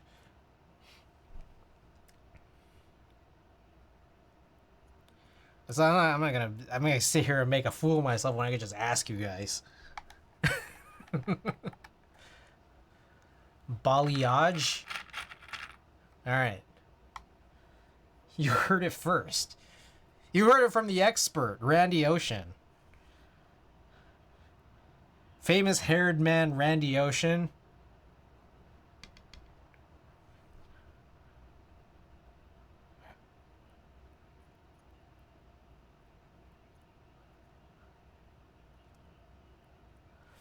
So much hair.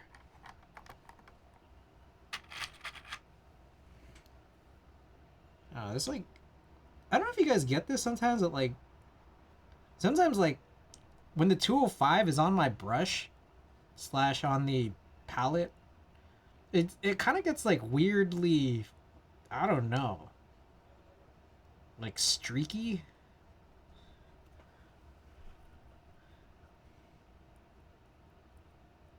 I think it's just more apparent when I have more light. Maybe more apparent when like I can kind of like get an angle of it on whatever I'm trying to brush it on.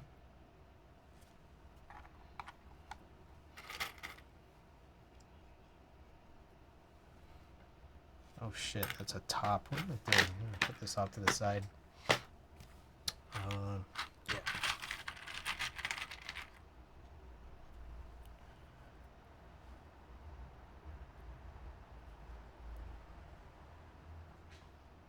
I had hair down my past my shoulder blades at one point. Then the Fire Nation. Damn, that's crazy.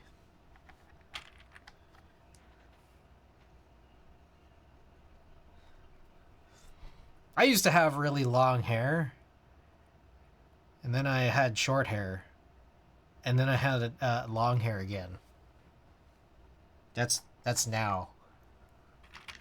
I'm afraid to cut my hair, to be honest. I feel like I've been getting more scared lately. I feel like I've been hit with a lot of fear that I'll just suddenly start balding. I don't know. People been giving me a lot of uncertainty or doom that it's like it's gonna happen. Now I'm scared, and all I had to do was well, all you guys had to do is just not say anything, and then I wouldn't be scared. I read somewhere that rice water helps with hair loss. Rice water.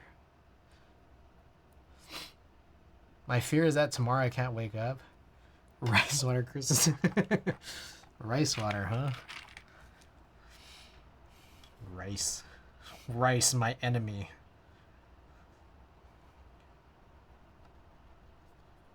Vitamin B.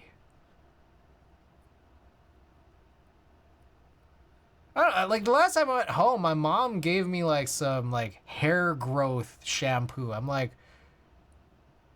like, why are you giving this to me? Like, does she think I'm gonna go bald? There's like no indicator. Like, like we don't have a family pattern of baldness, like on either side of my family. Like what? Why did she give me this?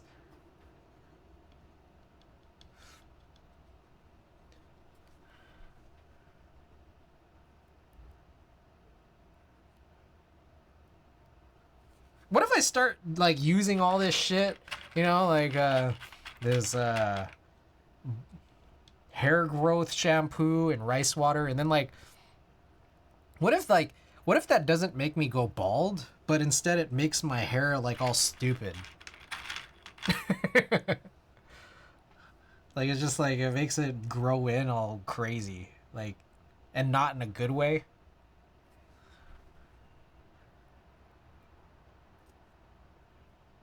What the hell? There's a ton of... What the shit? Okay. This is crazy. Alright, give me 1 second. I gotta check this out.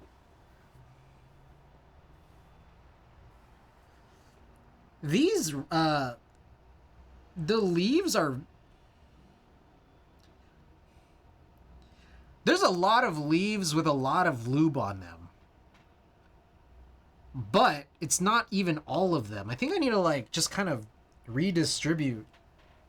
Like, because these are tactiles. So I feel like I just gotta redistribute the lube on these leaves. I wasn't even touching the leaves. But some of these are very heavily lubed. And some of them, like, have almost nothing.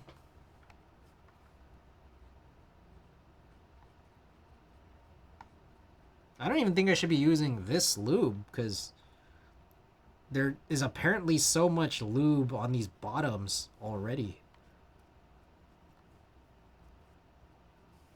It's like enough to brush it all around, make it all even everywhere. And then, like, reapply on the rails. Those normal tactiles, yeah, even cherry, I hate it. That's why I prefer unlubed. I don't know if there was an option for these. I don't ever... Do you guys remember what I'm even lubing? I think I wrote there right on that. These are the B-Sun Raw Tactiles. Was there an unlubed version of this? I bought this from Gion's site.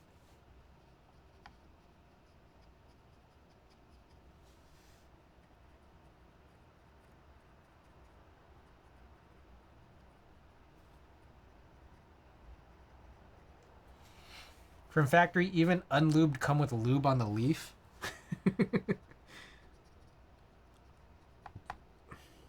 That's cool.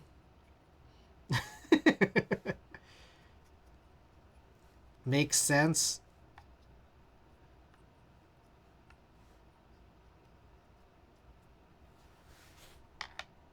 At least a little not tried the raw tactiles.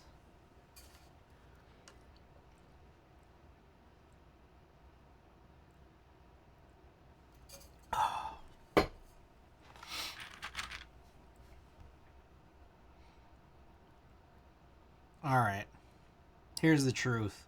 I don't think I'm going to work on that reel like I might have hinted at from earlier. I think once we do all these switches, I'm going to play some Splatoon. Yeah, good idea, Chris. You've done it again. Chris with the great ideas.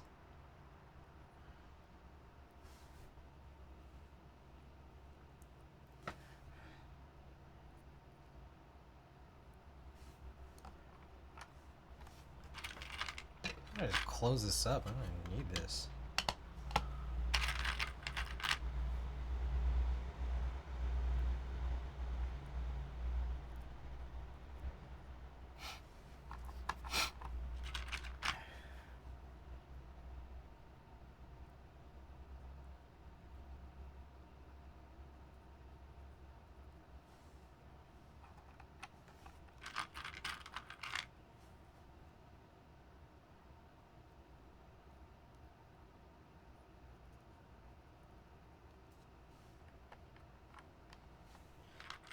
All right, so I guess the question posed to chat here. Ankit came in earlier asking, "Hey, you get anything new?" And now I gotta wonder because, like I mentioned a little bit earlier before the raid, and also several times on stream, I learned everything about keyboards from Twitch chat.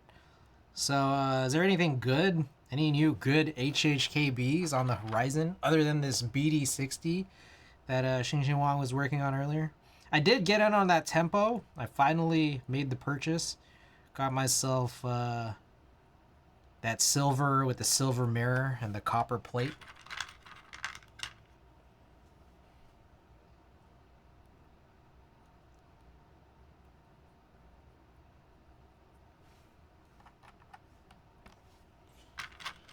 Any other HHKBs coming to market soon?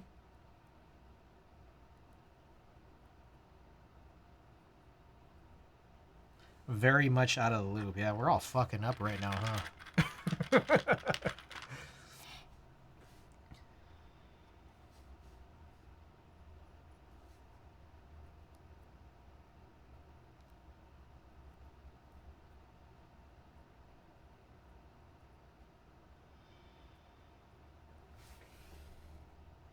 You know what's kind of neat is the one place that I'm not really touching the lube that much. I mean, I guess like just by virtue of pressing a brush into it. There's like lube on like the inside of the loop of the leaf.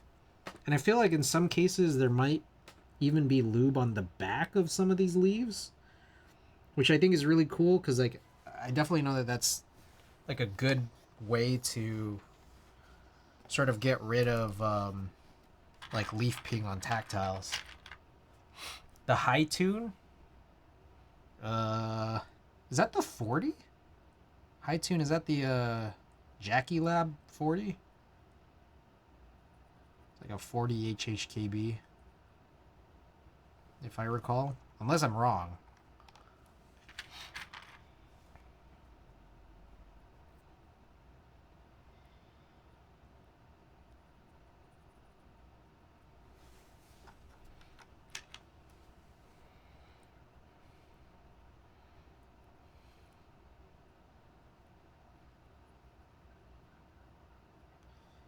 All right. Some boards I'm still on the hunt for. So I might have mentioned Class 60, because I totally missed that one. What else we got? Ladybird. Martingale, which, you know, I missed that group by. Which I think will be fine. I think and hope that that's a board that people are probably going to move on the secondhand market if I don't get on any extras.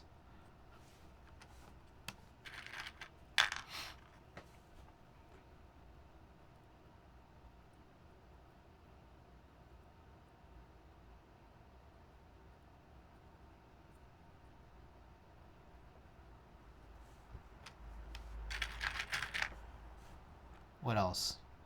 I'm sure there are more and more to come. Oh, what's going on with that I don't know, Australian board?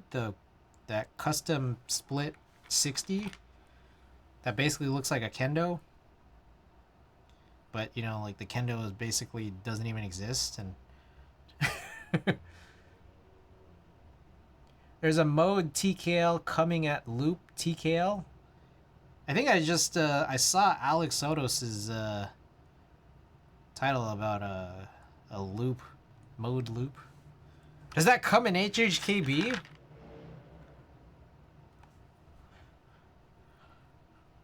Is there an HHKB bottom for that? I've not heard much more about that. Yeah, man, I'm waiting for those like split HHKBs to make their way into the lexicon. I'm still waiting for that F1 HHKB.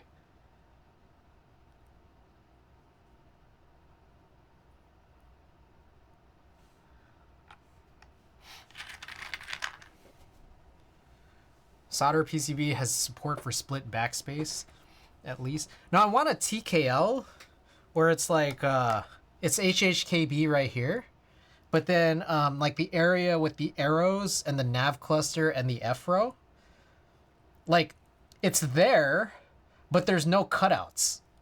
That's what I want. Like it's just solid there.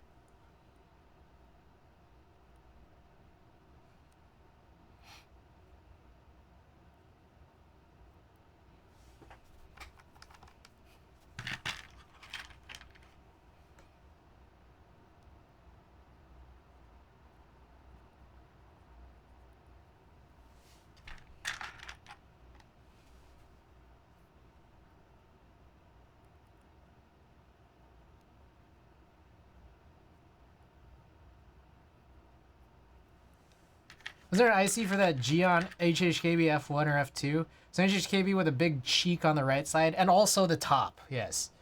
Yes, there was that Geon one, but I want those to not even have cuts. Like I just want those solid.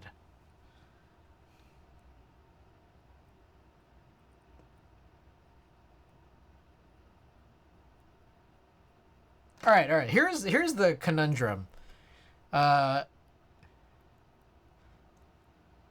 what would be worth more? Like, think about that, because it's like, let's say you have this top, right? Like, how do I put this? You're cutting into the material. So, like, if you have less material, is that, like, worth less? Or is it worth more because there's the cost to actually make the cuts? There's something to think about, right? What do you guys think?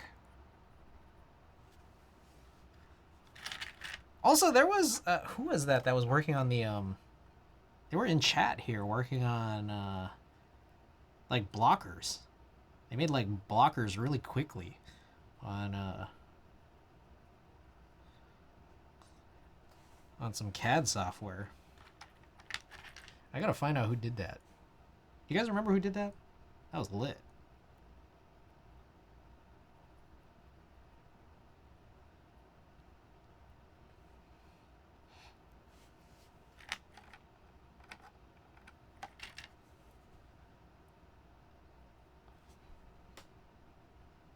Okay, so here's the funny thing about this lube is I get this feeling this is not really, this is not 205. Like, it kind of looks like it is, but it kind of brushes on different.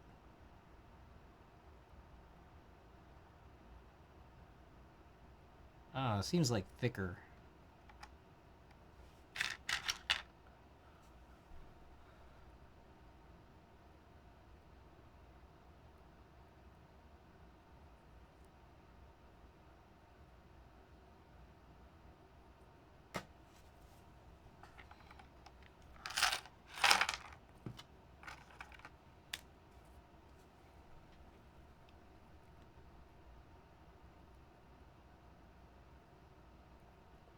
Remember the bug? Yeah, I remember too. Do you guys remember what site that was? I could just look through my logs if I just search for whatever that site was called. Because, like, you could get those renders up really quickly and then, like, play around with it.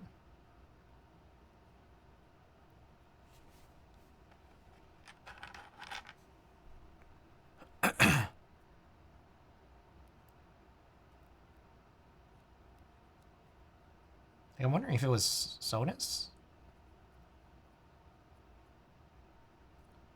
I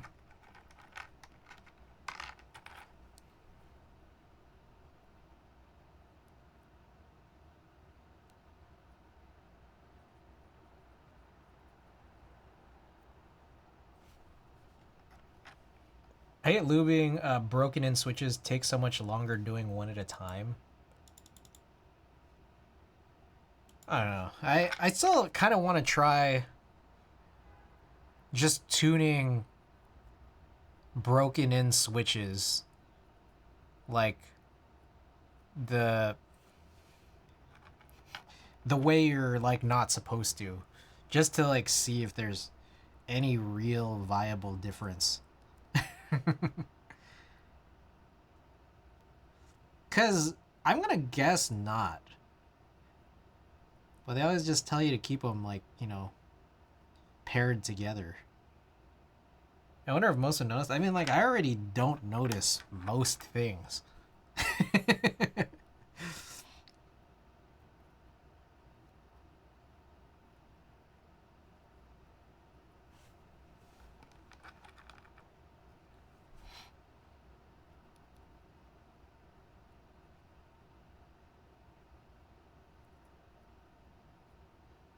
You're supposed to do it with diamond polish switches too, but no one keeps the parts paired.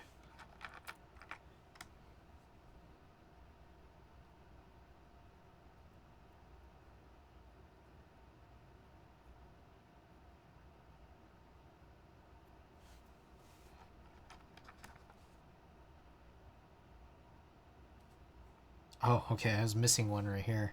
I was like, what the hell would I feel like I have an extra one?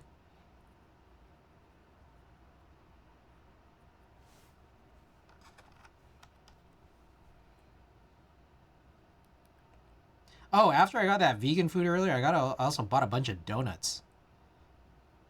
Um, this was in Oakland. It's another donut place. It seems like it's Oakland's version of that donut place. It's like a different name, different thing, but it's like the vibe. You have to ultrasonic the diamond polish off after. Doing one at a time would be awful. I ultrasonically clean. That's just too much. That's just too. I like. At that point, I'm just like, hey, you never find me doing that. That is just too much.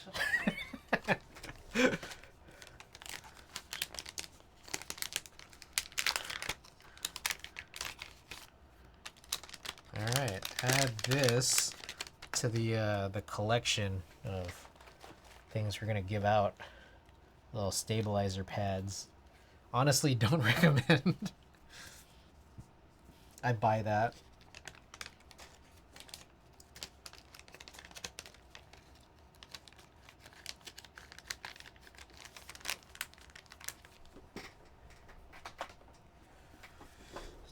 Alrighty. So I'll do these films, and then after that we'll do the top housings.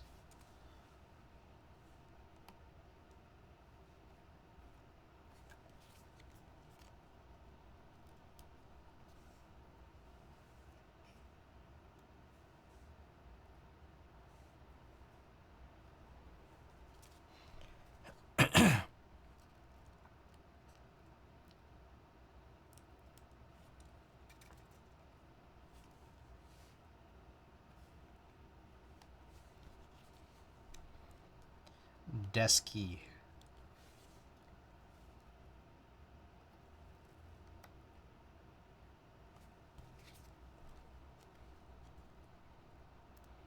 Hey, just wondering if anybody stateside is making a Geon order anytime soon.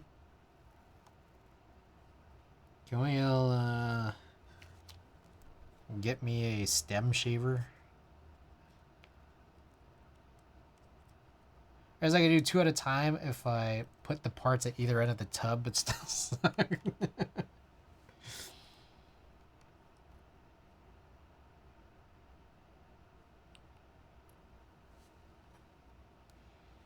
right, here's a story that I think I've told a long time ago, but it's been quite a while, to the point where I'm not sure if anyone here heard it, or even if you did, remembered.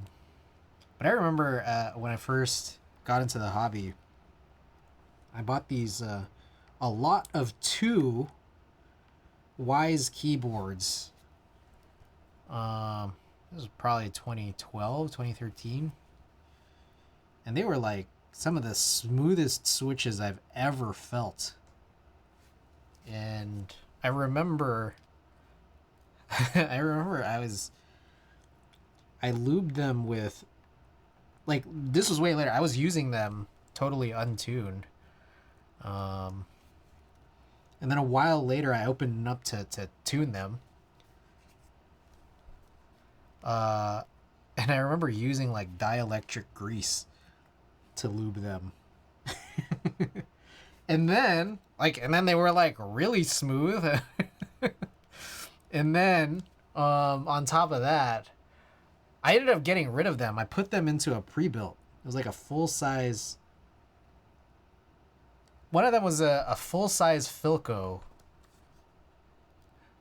And then I just remember like no longer wanting that keyboard anymore. So like, I remember I threw on DSA Retro, which I guess is like a set that hasn't been run. Has never been rerun by Signature Plastics. I threw on DSA Retro, and then like I was able to like move it because I had all this shit on it. It was the only way to get rid of a full-size pre-built. Just pair it with all this. And then I think I remember the rest of those switches I ended up putting into a Tex Yoda, which I sold to a friend who I haven't seen in several years. Yeah. Funny thing. And I remember like that lot of 2 keyboards is like $40. I was like, damn, that was a crazy deal. Like, you know, like I don't like I'm not really losing sleep over it because I'm just like I don't know. Like if I wanted something that smooth, I'd just get a non-cherry switch.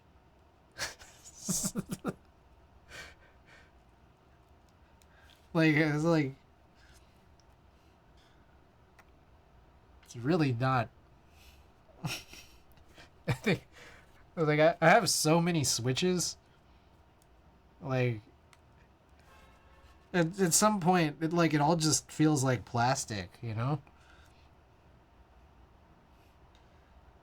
Again, I'm not very sophisticated when it comes to this. I just buy them.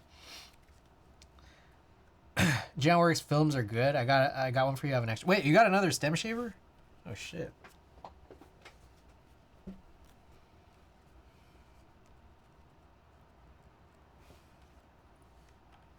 Oh shit. Oh my god, what am I doing here?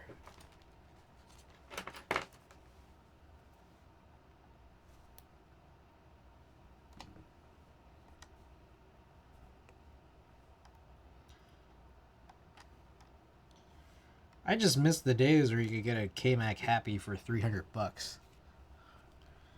Because since then my investment in my 2 K-Mac Happies is significantly larger than that.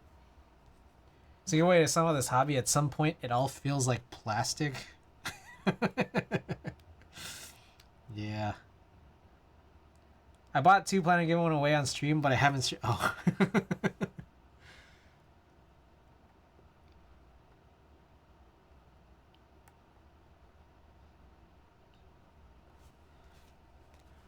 I mean, you still can, man. Like, you still can stream. You can still give it away.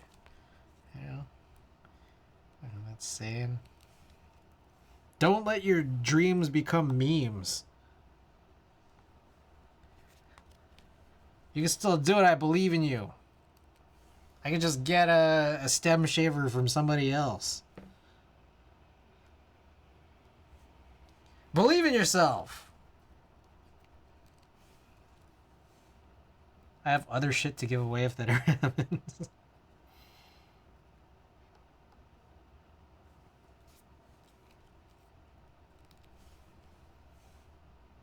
I wonder if how many of my packages got to people. Let me see. I haven't checked Shopify in a while. Did all my packages make it to everybody? I wonder if my PCBs have made it to Gondo yet.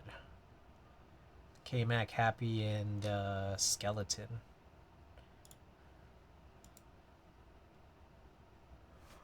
Oh, this cable is really unsightly. I'm gonna move this out of the way. This one too. Those are silly cables. Also, let's go to this view, this angle. I made an affiliate months ago and haven't streamed since. Oh. Wait, am I following you? Follow. There we go.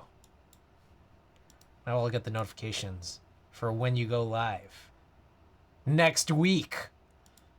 You're gonna do it. I believe in you. Oh, okay. So there are still a couple of orders because of those large teas that I still need to fulfill. I haven't spoken to the individual saying the larges are still not here, but maybe I should. I have announced it several times on stream, though. I've been hoping that that's enough.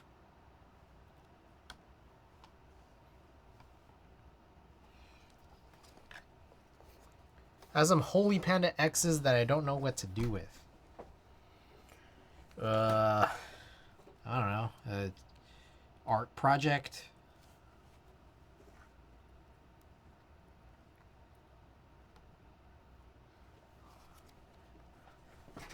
I just glue them onto a canvas. Done.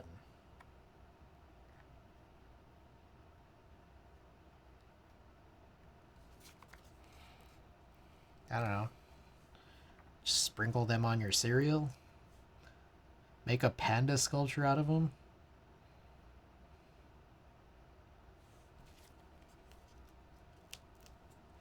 You could burn them. I heard it's really good for the environment.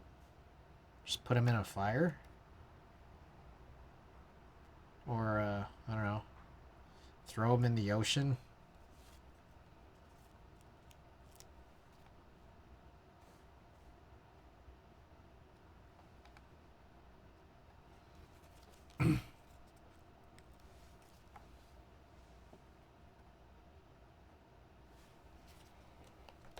All right. Is it time for hot takes? Is it hot take hour?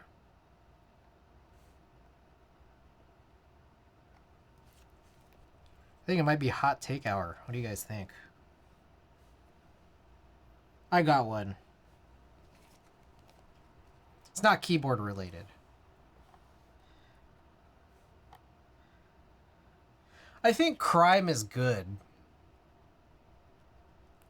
I think uh I think uh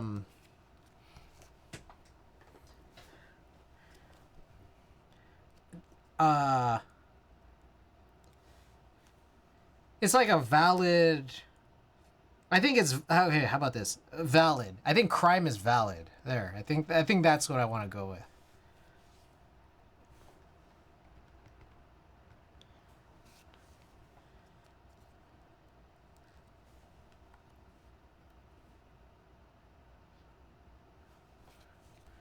Next minute, fish are turning into pandas and people blaming wind turbines. True, true.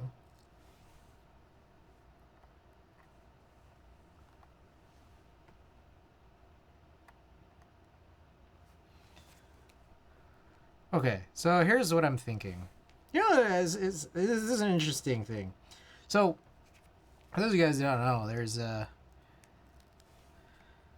there's something of a problem in San Francisco where people's cars get broken into. I think it's interesting. I think it's an interesting thing because I think it is very much sensationalized, but I also think it's very real. Like it's real, but it's sensationalized. I don't know. Okay, there's more. There's more to it, which I think is doesn't that happen everywhere? It's like okay, so it's very prevalent in San Francisco specifically. And I was talking about this maybe a stream or two ago. It's to the point where like how brazen it is a new thing. I think that it's to the point like where the perception is like, oh shit, you might want to be very careful with parking on the street. Like when I have people come here, like for stream, when I ask keyboard people to come here, I say like, hey, park on the street at your own risk.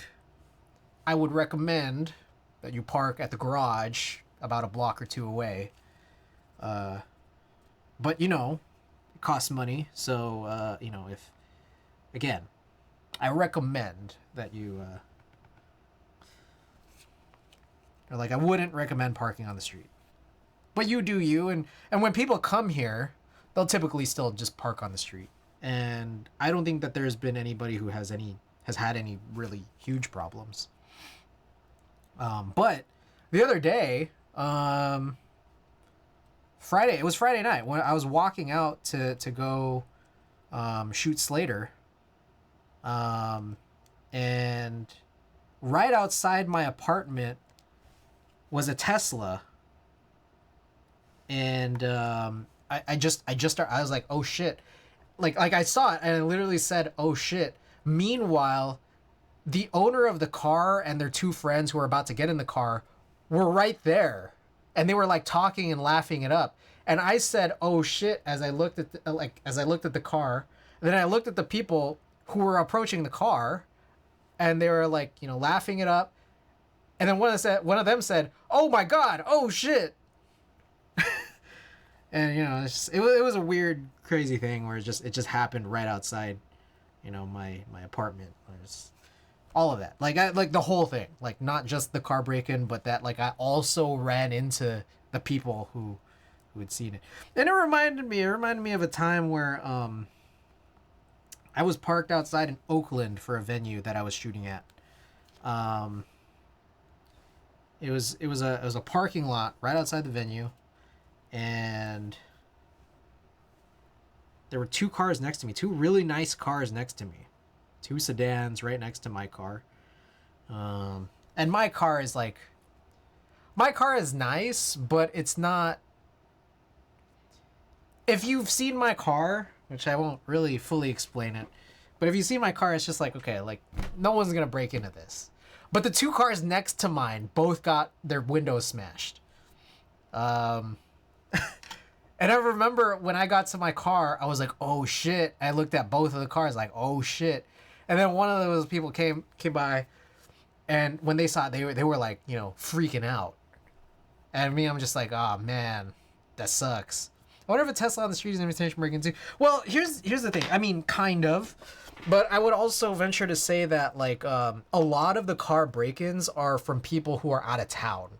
So there's a part of me that thinks like there is a crime network in play here, where a lot of the cars that get broken into are rental cars. A lot of the cars that get broken into, they're very clearly from like say out of state.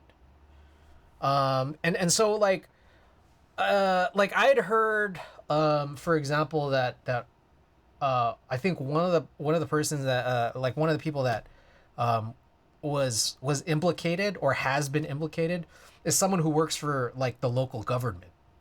I would also venture to just theorize that the rental car companies probably have employees who are in on this.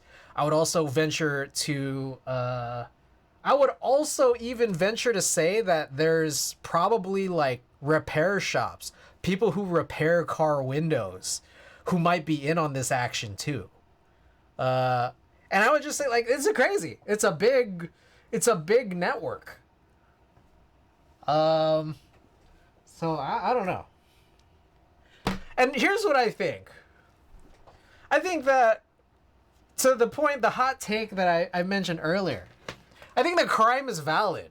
Like I would say like, hey, like we're already glamorizing, for example, fictitious stories like Breaking Bad, where you could see like a crime network like that in existence. You could see crime networks of like, the Spotify streams. You can see the crime networks of like the phone scammers, the gift card scammers. Like it's just like in my head I'm thinking like, no, this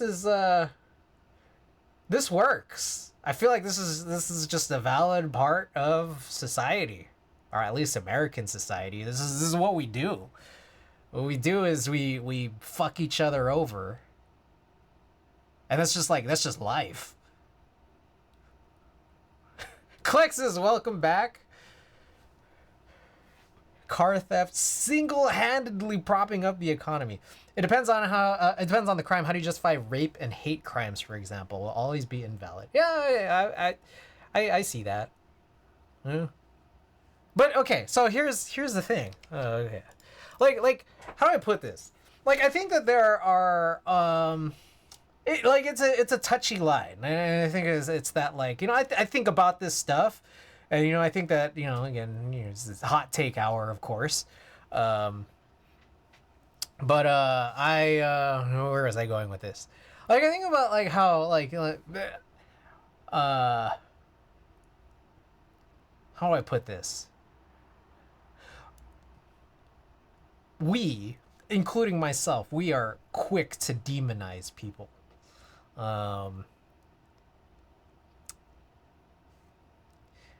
There's a lot of directions I can go with this, but one of the someone who is implicated, you can actually look them up.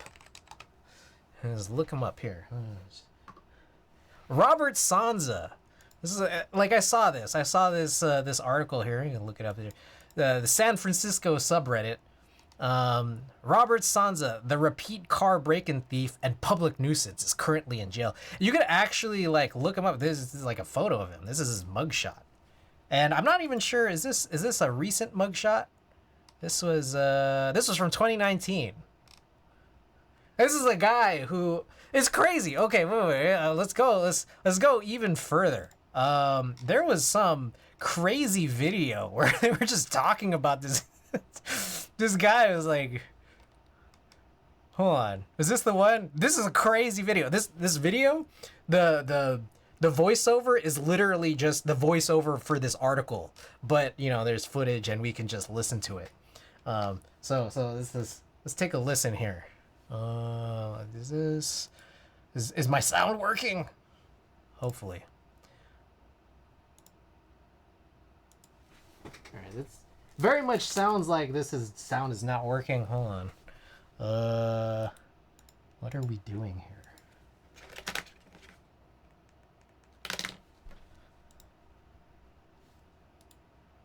Mute? The tab's not muted. like it's just like, okay, this article is just like, the more you hear it or read it, it's just like, oh my god, this guy is ridiculous. So I really want to like just play this because it's just so crazy. Like it's just like absurd. Man, how do you get this to work? What is going on? I would figure it would be this, but is it something else? You guys can't hear this, can you? That's just like a nothing. Oh, what do we do? Let's try hitting some buttons on this remote. Nah. That is very much not working, is it? Alright, I'm gonna just play it and hit these buttons until it starts working. There we go. Okay. I got it. I got it. Okay. Let me know if y'all can hear this. All right. Shows criminals break into 55 I'll work on these switches. Every single day in San Francisco, but a new strategy by police is bringing that number down. Good evening. I'm Amma Dates. And I'm Dan Ashley. Thanks for joining. Shit. Pictures viewers have sent to the ABC 7 News I-team of car burglaries that they spotted or in some cases suffered themselves. SFPD says the number of car break-ins is down 5% from the same time last year, and they credit the use of bait cars. Yeah, and the I-team's Dan Noyes is here with more on the first I hope this is the right video. In this latest bait car campaign. Dan. Well, Dan and Amma, police sources tell me any arrest using the bait car will have a big impact. That one criminal typically breaks into several cars in a single day. But you're about to see, even with an arrest, sometimes it's not long before they're back on the street.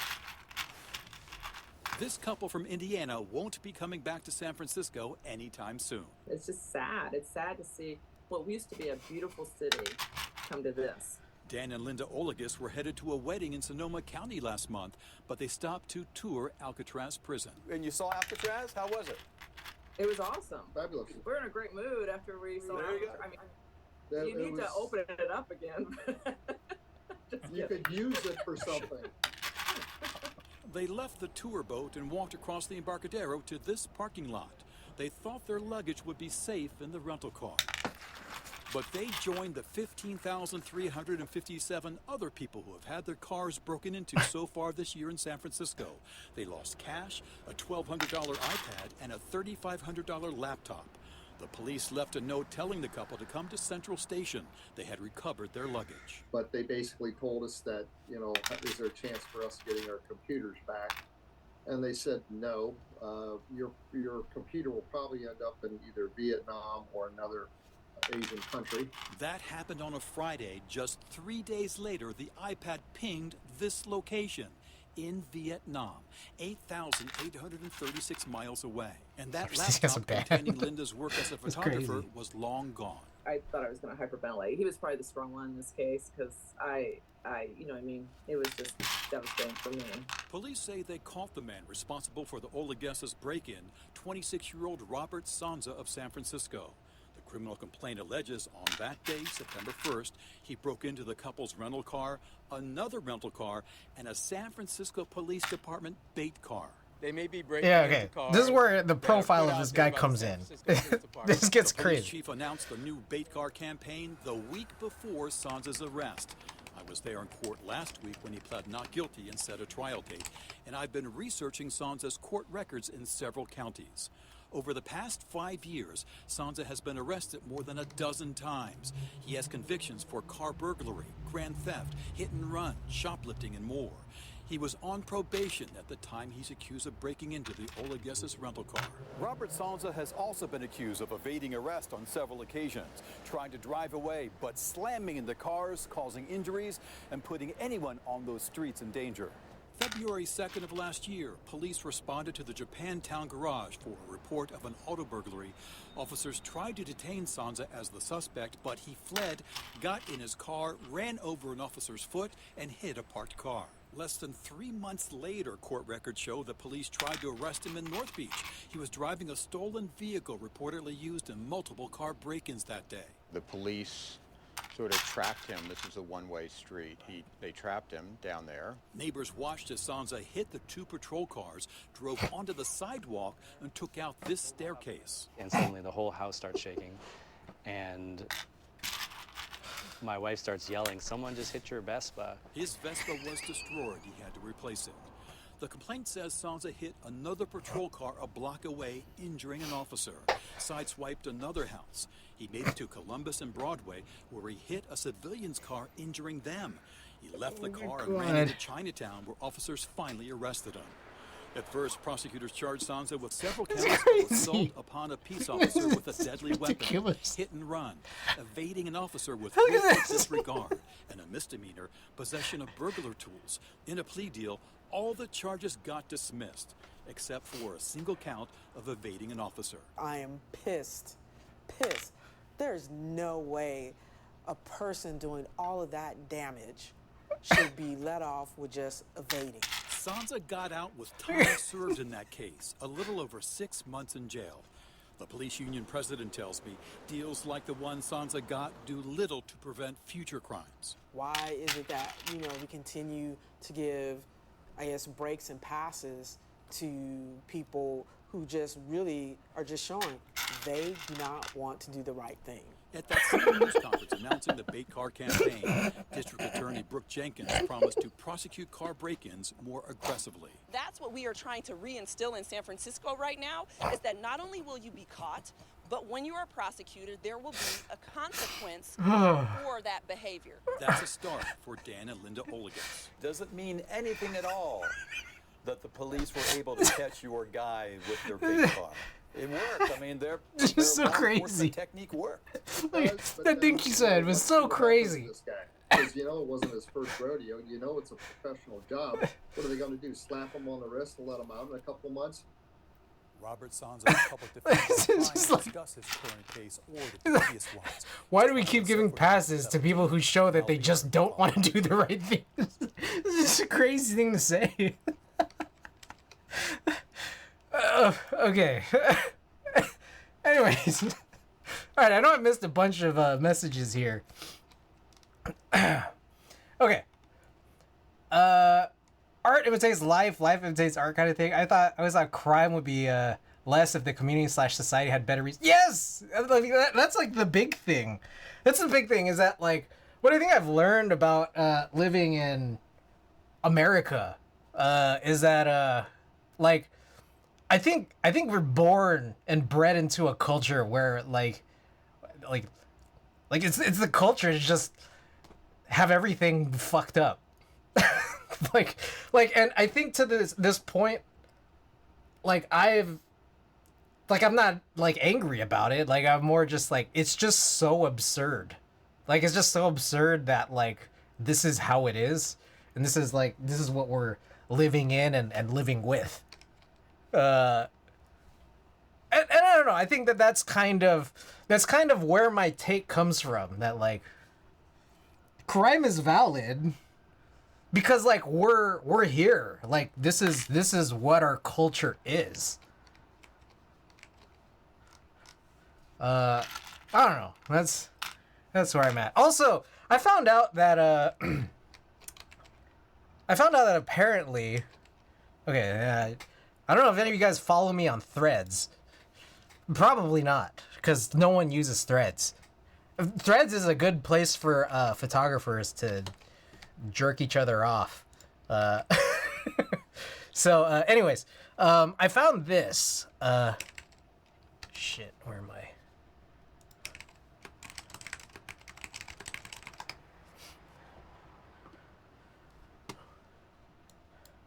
So it turns out mugshots are typically part... Oh, shit. Sorry. Mugshots are typically part of the public domain. Because they are part of public record, however, they will remain there until you begin the process of removal. So we could get, like, stickers done of that guy, Robert Sanza. Should we run Robert Sanza stickers?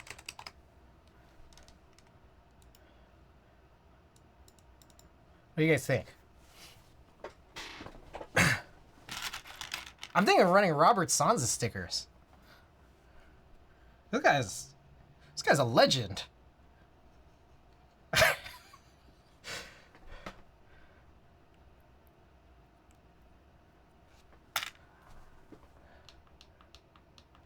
I might run these. Maybe. We'll see.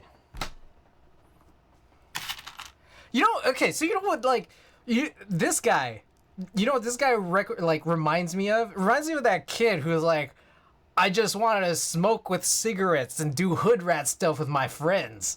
Like, that's what this feels like. Where it's just like, yeah, this is life in America. I don't want to look at his face anymore personally, but if the people want it, this is how we live.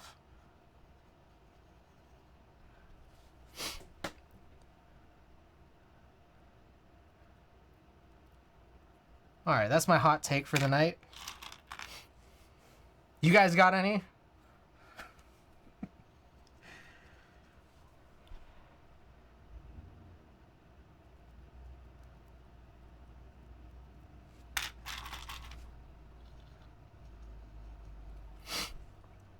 Don't leave keyboard in car.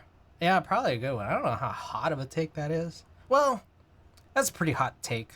It's a hot take, like in contrast with a hot take I just made. Like, I would say you should leave all your stuff in your car. Like, and just be part of the system. You know?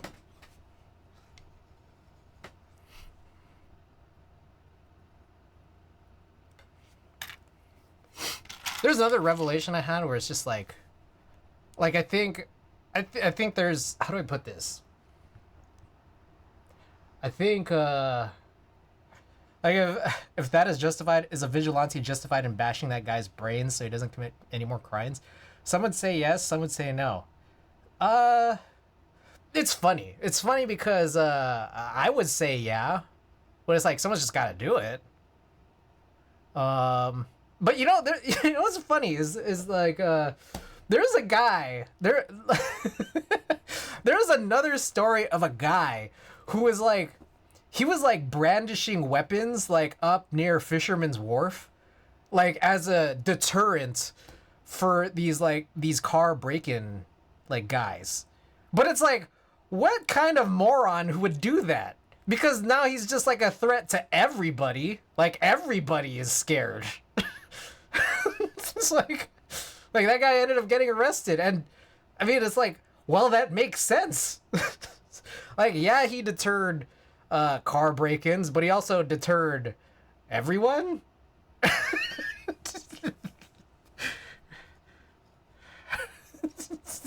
It's crazy.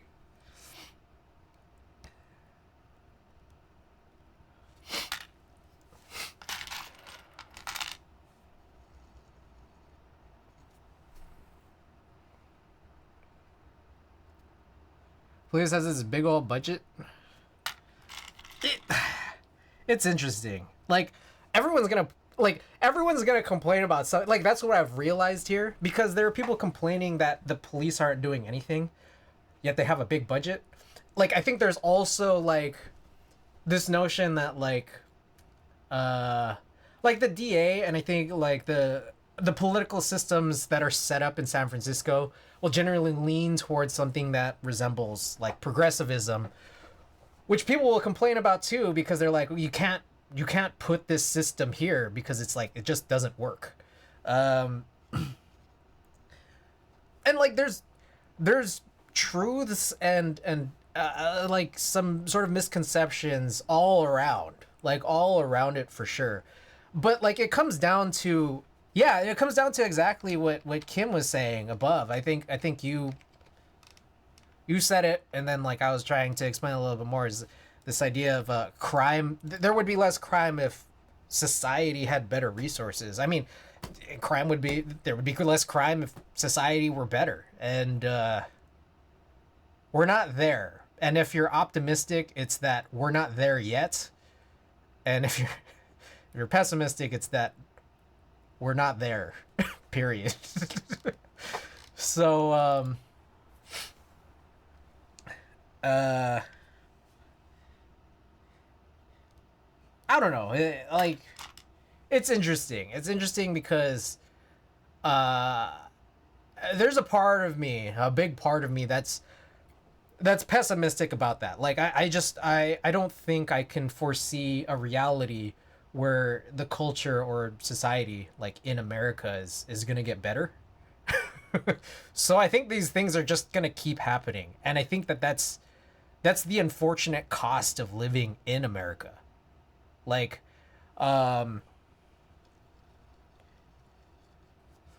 yeah. It's that. And I think the reality also on top of that is that like there are still people who would choose this over their situations. Like, I don't know.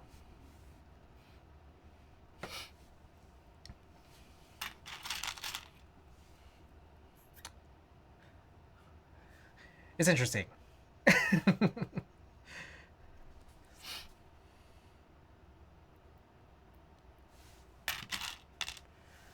There's always a cost, right?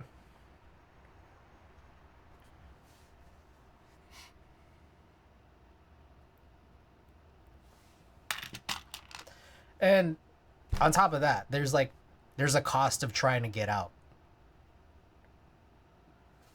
Like I think that there's been a bunch of people who have really like, you know, I think especially like maybe like 2 years ago, there was this very, very large like push or like kind of like idolization for New Zealand. And I thought that was like an interesting thing. But, you know, I imagine, like, you know, I didn't look hard into it. But I feel like, you know, I think my brother was like kind of like part of that. He was just like, oh my God, I think New Zealand like could be like, you know, that type of utopia. But I think, you know, that among any other place, it's going to be a huge, there's a price to pay, right? There's got to be.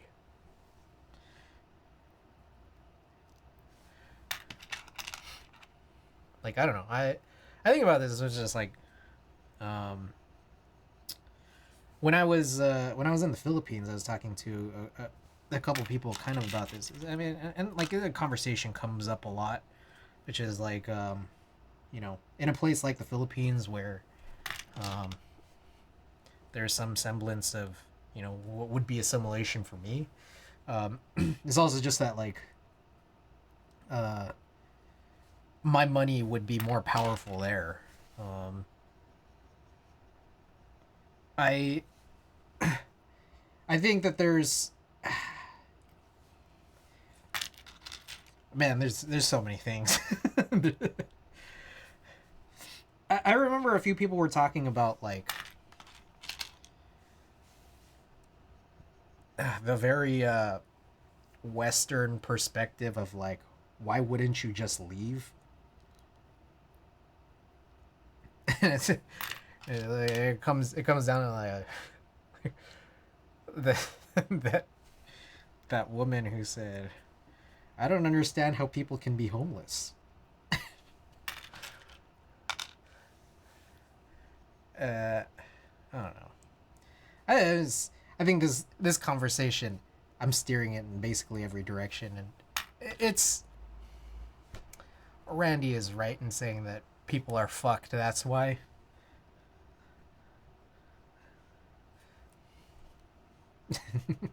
Human life is pretty interesting.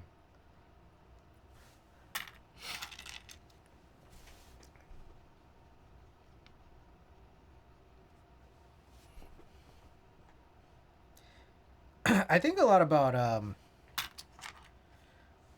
there was this very young woman several years ago. Real friction in place, you had it somewhere else. True. Trigger warning. Trigger warning. Okay, I'm reading ahead. Yeah, there's a warning here. I was listening to a podcast that interviewed a survivor of incest, and she said, and she was groomed and molested by her biological dad for years, and the system definitely failed her. I imagine there might be more to the messaging here. I think. I was a philosophy major. We can discuss this all night, but we'll never arrive at an answer. Just more questions and more problems. Yeah. It's more just discussion. But I was thinking about this. There was a young woman many years ago who showed up on my Instagram feed. This is crazy. Hold on, I think I could just show it because I was looking this up the other day. Because I follow this person on Instagram because I find the situation fascinating more so than anything, and it reminds me a lot of our friend Robert Sanza. This is Casey Knock It. Don't knock it till you try it. The official creepy things. I follow this person, but check this out. There's 238 comments on this post. And this is like as recently as 5 days ago of just people on and on just bashing this person. And I think a lot of people are justified in doing so. I guess. I find it interesting. This person, I guess this person just like vandalized a bunch of stuff at like a national park. Like I guess she was just drawing on trees and stuff like that. I don't know, whatever this is. And I think that there's a lot of people who take a lot of shit for, like people getting caught like carving shit into trees and stuff. Here's another thing. Yeah, people really hate this. And I just think that like except for this person. This person seems to like it. But I don't know. This is like a little bit different because it's like this is not a crime. This is more just like the ethics of environment, I suppose. And I guess there's more to it. I don't know how to really describe or put into words. But I don't know, I just find this interesting because I think she, like Robert Sanza, have been the recipients of a lot of vitriol. And is it justified? I think most people would say yes. But I would say they are key cogs to this system that we have and our perception of reality in society. And so I follow this person because I always just go back and like look at the comments. Like, not because I agree or disagree with them, but it's fascinating,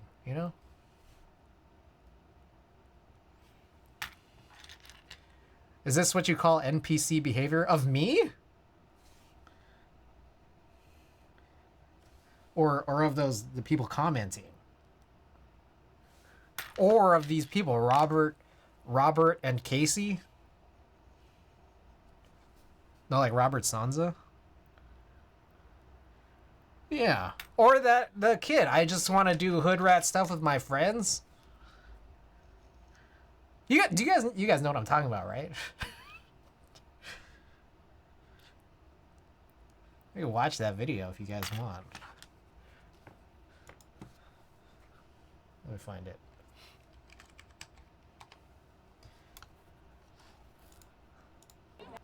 I wanted. Oh yeah, wait. No, that's the short version. How do I get the full version?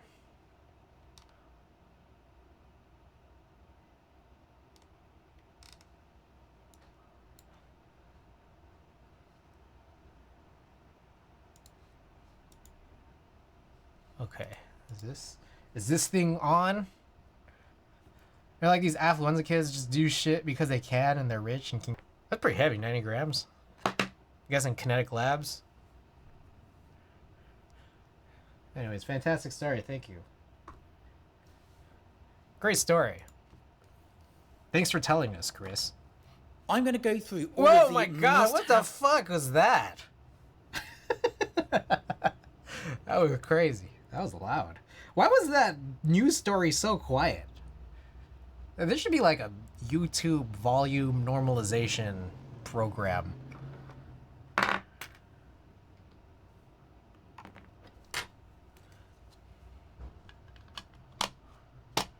All right, I finished the tops and the bottoms and the films. Like some people, maybe rehabilitation and education are not a possibility. Yeah. It's like, there's too many people in the world. There's just too many people in the world for this to work 100% on everybody, you know? And, you know, like, I think that, that young gentleman is, one of them. Alright, I'm gonna play some Splatoon. I'm gonna play some, like, I know it's like past 2 already, but I promised Splatoon, so we're gonna play some Splatoon. And shouts out to Robert Zanza. Is there an update video on the kid? It was a long time ago, huh? I don't know. Where is he now? Currently breaking MX Black's hybrid lab with diamond paste, gonna replace a spring for 150. Guess he got arrested this year. Oh, did he?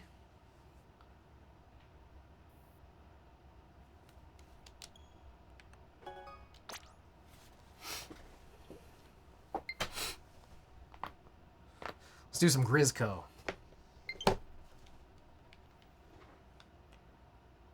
Actually, let me think about it. Let's do... I'll play some series and X rank until I lose, which is probably gonna be right away. And then we'll do Grizco. It's a cool down. Excuse me. Oh, look at that. Oh yeah, S+0 negatives in my power. What do we got? This is Rainmaker. Hammerhead Bridge. I mean, I guess since I'm like so far deep in the hole, I might as well just use this time to practice this weapon.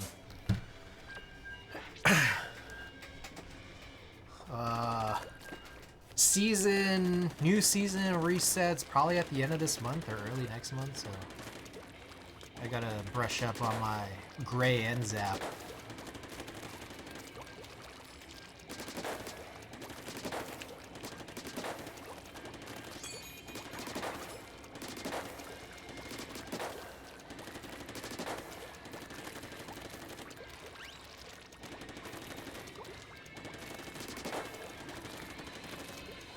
Okay, wait, there's more. Oh shit, does this work?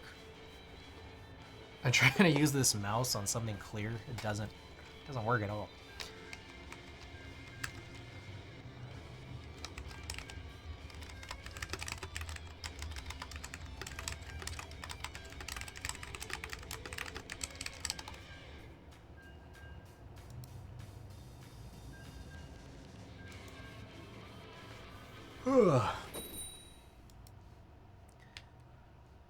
Alright, whatever.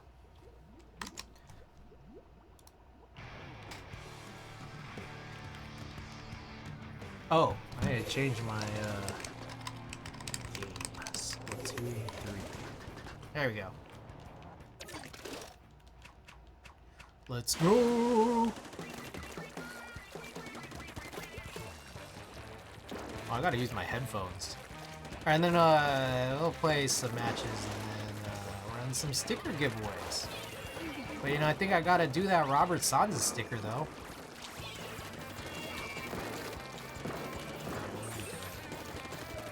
Let's try to hook up. Farm special. Alright, that's not good. Oh shit! Oh shit! You fucker. That just has so much rage. Alright, we're fucked.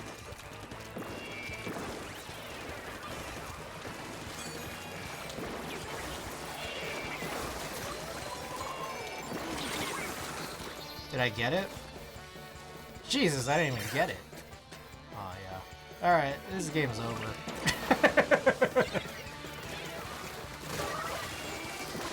Nice. Good work. Maybe he was part of Project Mayhem. His name was Robert Sanza. Project Mayhem? Project Mayhem. Oh, Fight Club. That's right. You know, I got Fight Club spoiled. I didn't watch Fight Club till I was like in college. It was spoiled, and then people were really upset for me.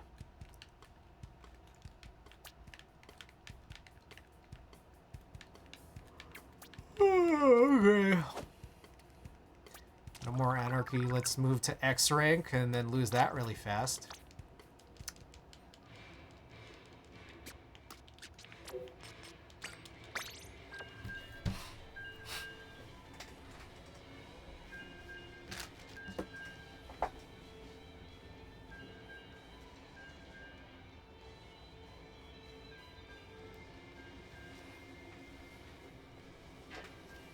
When did we start streaming? It was like 11?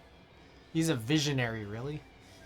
Just doing shit to make us see how broken society and our laws are. Well, yeah, I mean, I think that's a big thing about, I mean, San Francisco. I think a lot of people are doing that. Like, I think that's the big thing is that, like people are like, this is the argument that gets made, which is why, like, you know, there's a lot of angry people on the internet, of course. But a bunch of angry people on the internet are saying, like, the perspective is,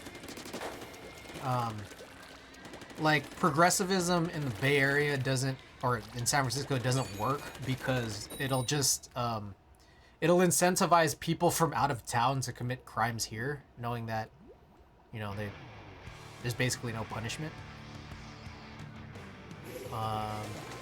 Like the, again, continuing the argument is that, like, it's a noble endeavor, but in practice is poor. Not saying that I necessarily agree or disagree, just what people are saying.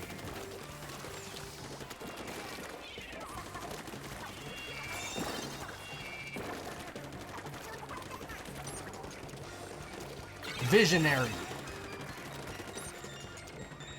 Where's that fucker? Clear that. Clear that. Oh yeah. Oh, shit!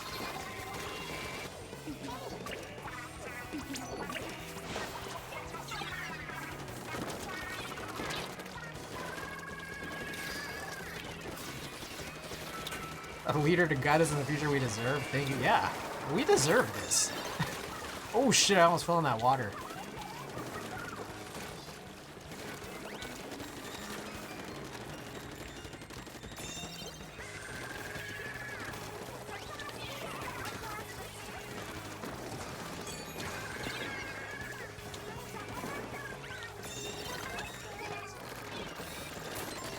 Yes. Oh, you fucker! Oh, jeez, that guy came behind.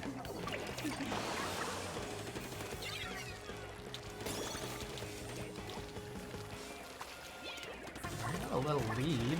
At least it's kind of nice. But, might lose it pretty soon.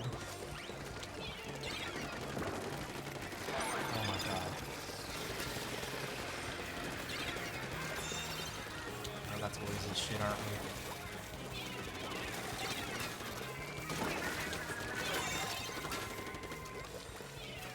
Oh, it's still in it. Still in it.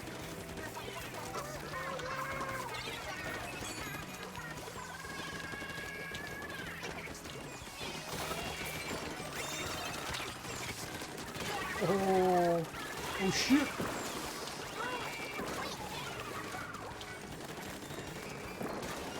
Anybody here?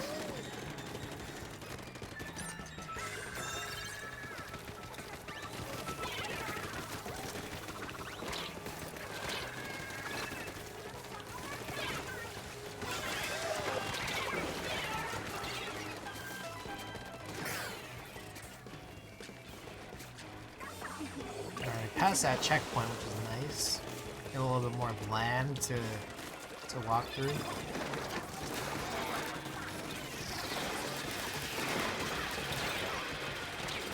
Oh fuck!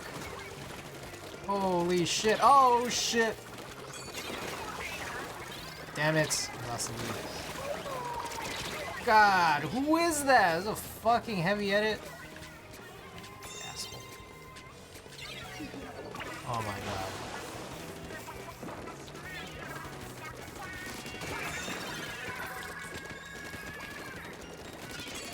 Oh, got his bitch ass.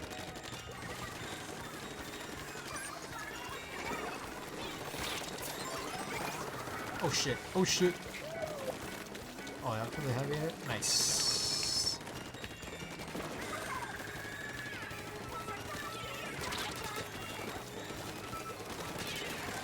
Oh, oh shit. Oh god.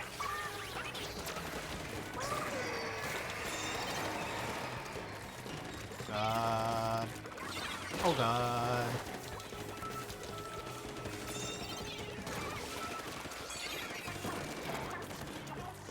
Damn it.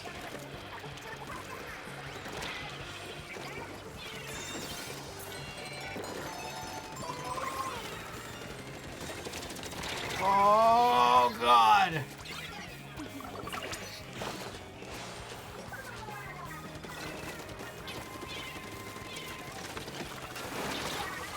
Jeez Louise.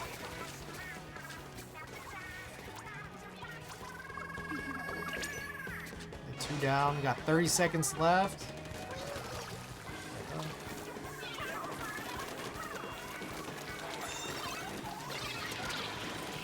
God. Oh my god. Oh nice. You didn't get off that wave breaker. Okay. Oh shit.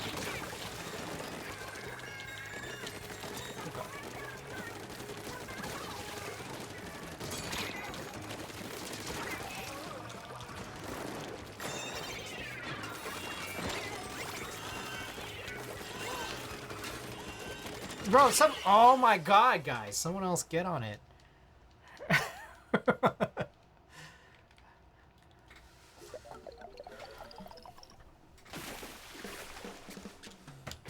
Alright, 2 straight losses. Let's go to Grisco. It's Grisco time.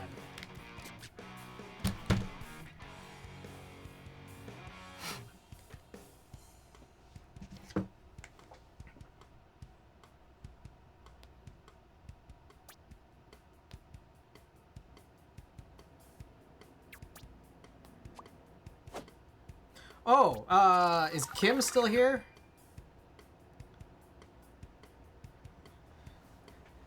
Kimmy? Kimmy, I'm wondering if, well, I wonder if, again, I'm wondering if everyone's got these packages they've sent out. Has the hat come in yet? Kim check. And, corn. Exploding corn. Did you get the t-shirt?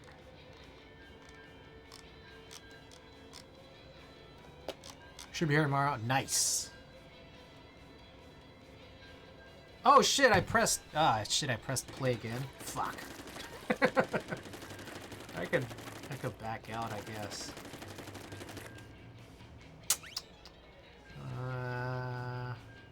Yeah, let's do it. Okay. I'm gonna sleep this. later today. Oh, true.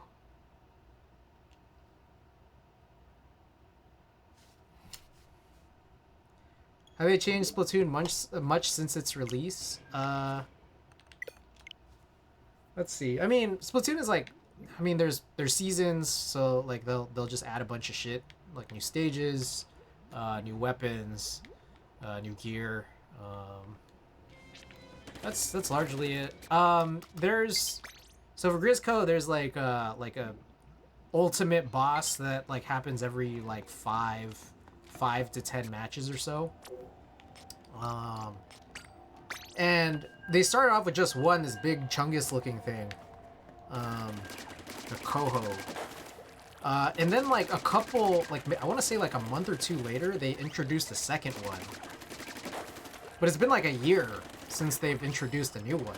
Like, I think everyone's just waiting for like the whole series of big boss monsters to come out. And it just hasn't happened yet.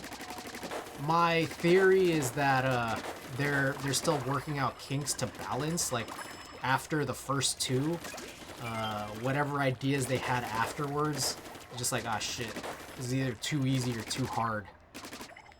So everyone's just still waiting, but I don't know. What else? There's gonna be a big DLC that comes out in a couple months, like another single player DLC that. People are saying, like, I don't know because I've never played it, but people are saying, like, it looks very, like, the Splatoon version of Nier. But I don't really know. I've never played it. So. We got Gray and Zap here.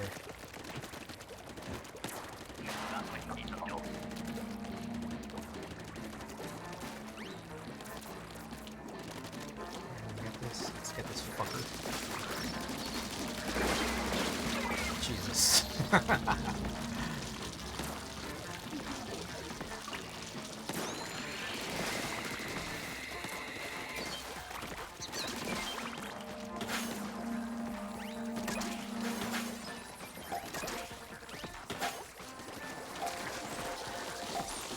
What the fuck? I'm dead.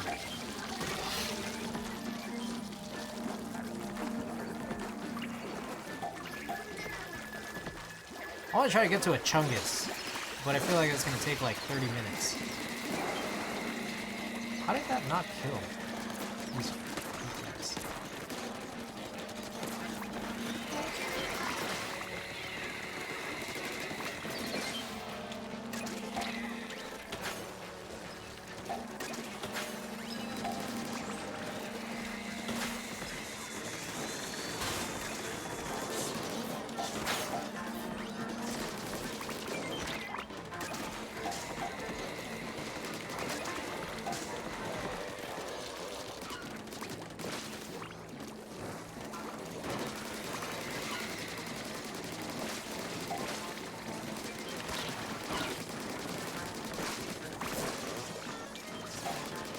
Oh my god, are we gonna fucking lose this?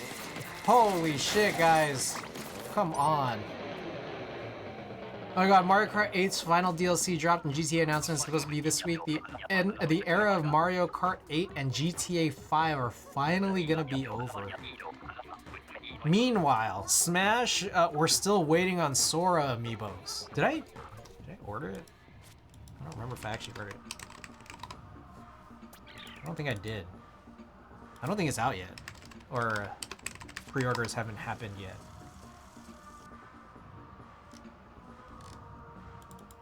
They announced it, but haven't done the pre-orders. At least stateside. Damn, I'm kind of hungry, but should be sleeping soon. There's a part of me that wants to eat one of, like, a half donut. I know they were still making amiibos. Hell yeah. I have the whole Smash collection. And, well, except for Sora. Still working on Sora here. I also have the whole Splatoon collection. And very, very limited other collections. Like some of the Mario and some of the Zelda ones.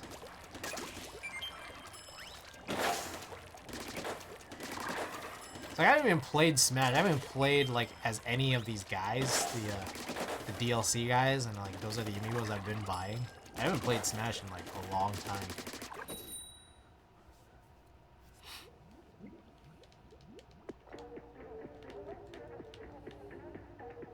I have a dock out in my living room, and I realized I should probably set up the GameCube adapter. It'd make more sense to have it out there if people are going to be playing with me. Alright guys, let's not fuck this up. And then nighttime was it? Glowflies. I think it's glowflies. Oh, it's mud mouse. Easy. Well.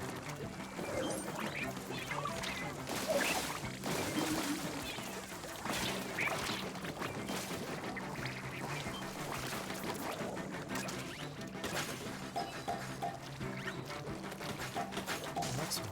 Oh, goodness.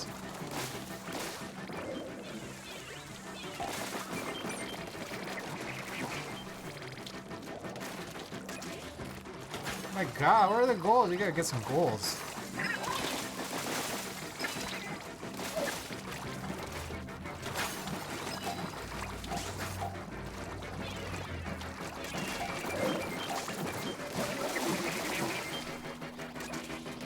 Really? There's not a fucking gold yet? That was great. Okay, finally.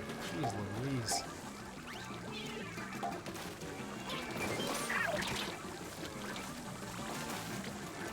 Wow, there's nothing coming out of it. That's crazy. I haven't seen that before.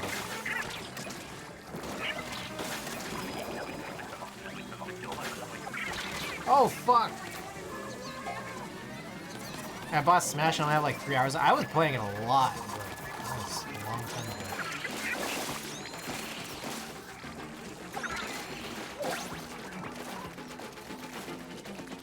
Gee, this is so bad.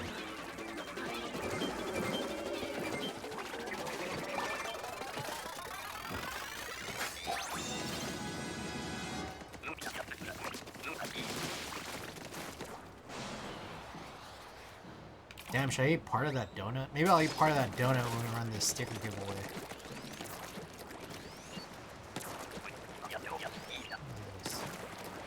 That is Swiffer.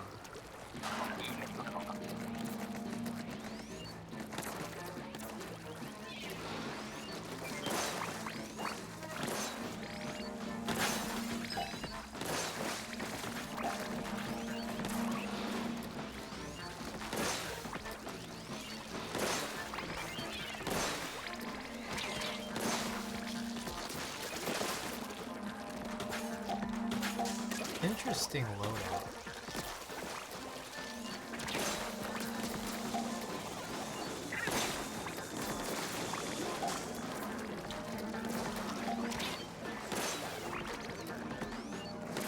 God damn it.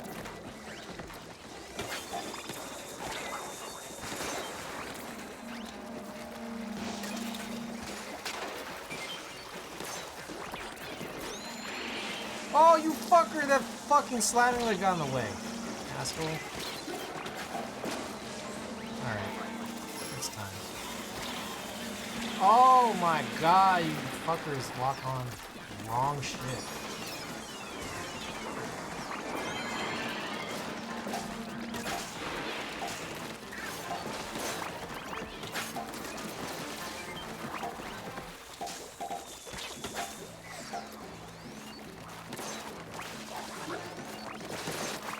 One more, guys. Just need one more. Okay, we got it.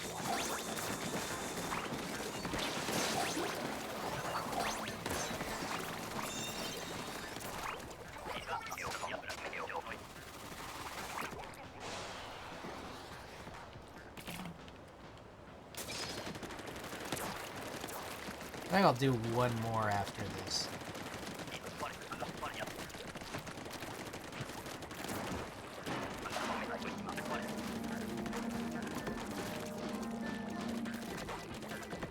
Where's everything? Oh, it's all the way over there. Alright.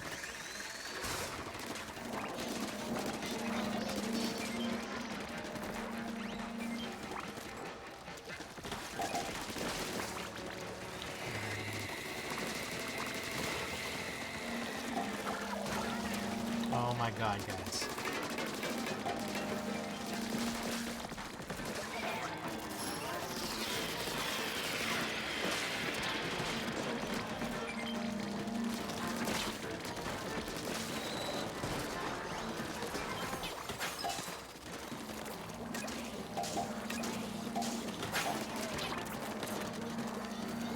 Bro, who's the jet? Somebody kill this shit. Is it me? Am I the jet? What am I? I'm on the inside.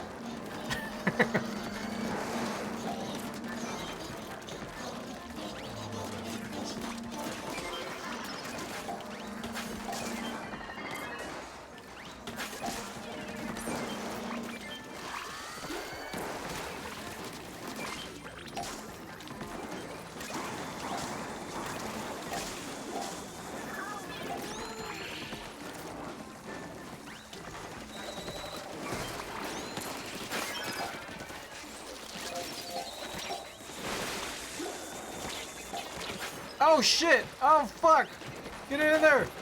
One more! No one fucking had the last one. Are you serious? That was crazy. Sad. Yeah, I'm taking my vitamins today.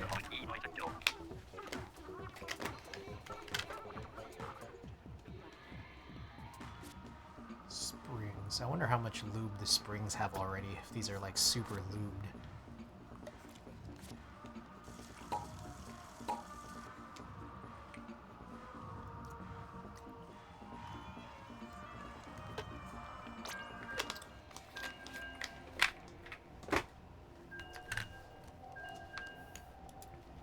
B-Sun Raw Tactile.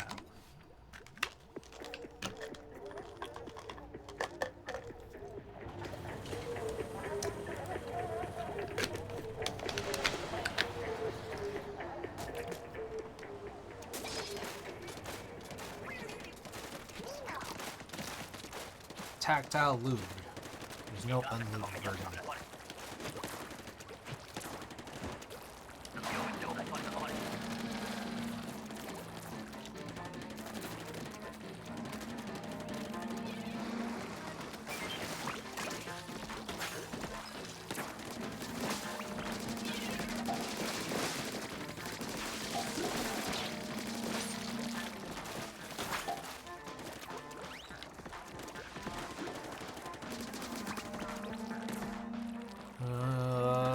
Nothing going on here. Oh shit. A bunch of lasers on the way. God.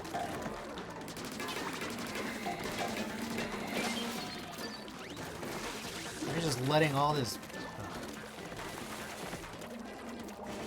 Why are you guys. Man, this team sucks. This team. This is like killing everybody at the shore. I'm not gonna get anything here.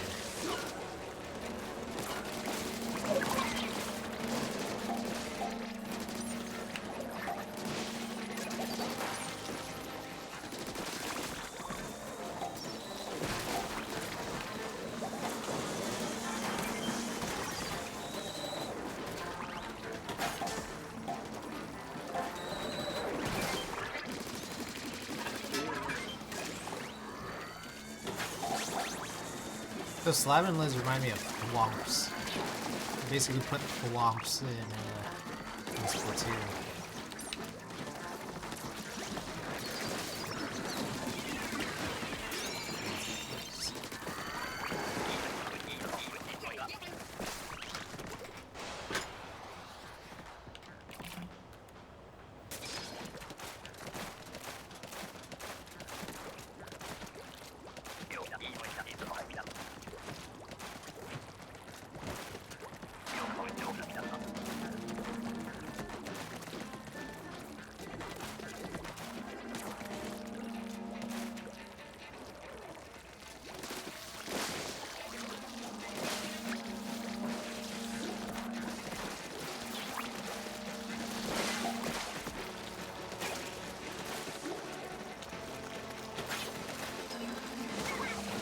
Good God.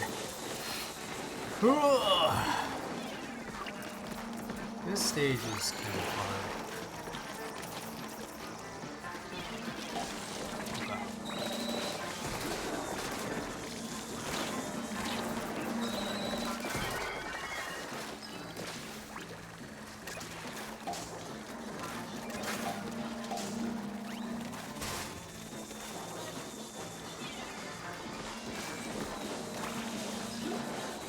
Whoa, that was crazy. I hadn't seen that before.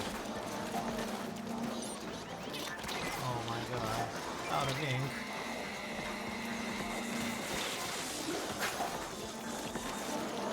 Oh, this is really bad. Oh, I just died. I just killed myself. Fuck. This is fantastic. Fantastic.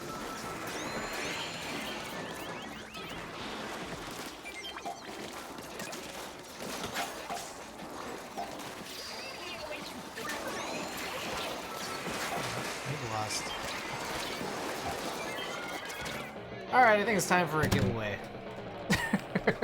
Let's get marbles open.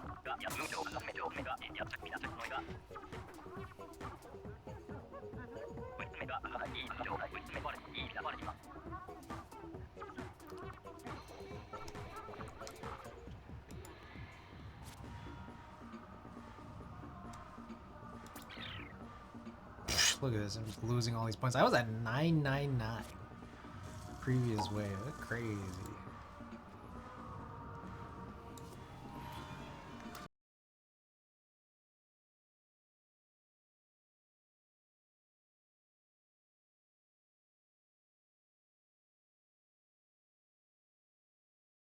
We raid. Oh shit.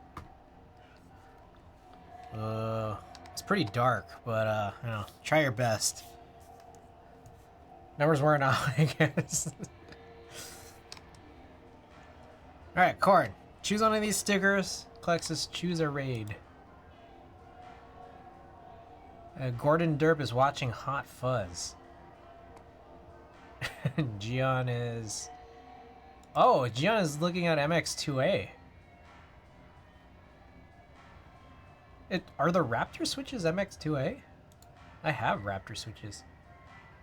He will freak if you raid him. Alright, let's do it. I'll take the Angel Nurse. Hey. Alright, let's do this. Unless he isn't accepting raids. Australian fellow. Okay, here you go, guys. Discord, raid 1, raid 2. Alright, I'll be back on Tuesday with presumably the Dolly 60 or the Victus Sin. Oh, and also, excuse me, tune in tomorrow, maybe in about 13 hours from now. I'm going to be on Tim's podcast, talking some keyboard history, so. Alright, see you guys there.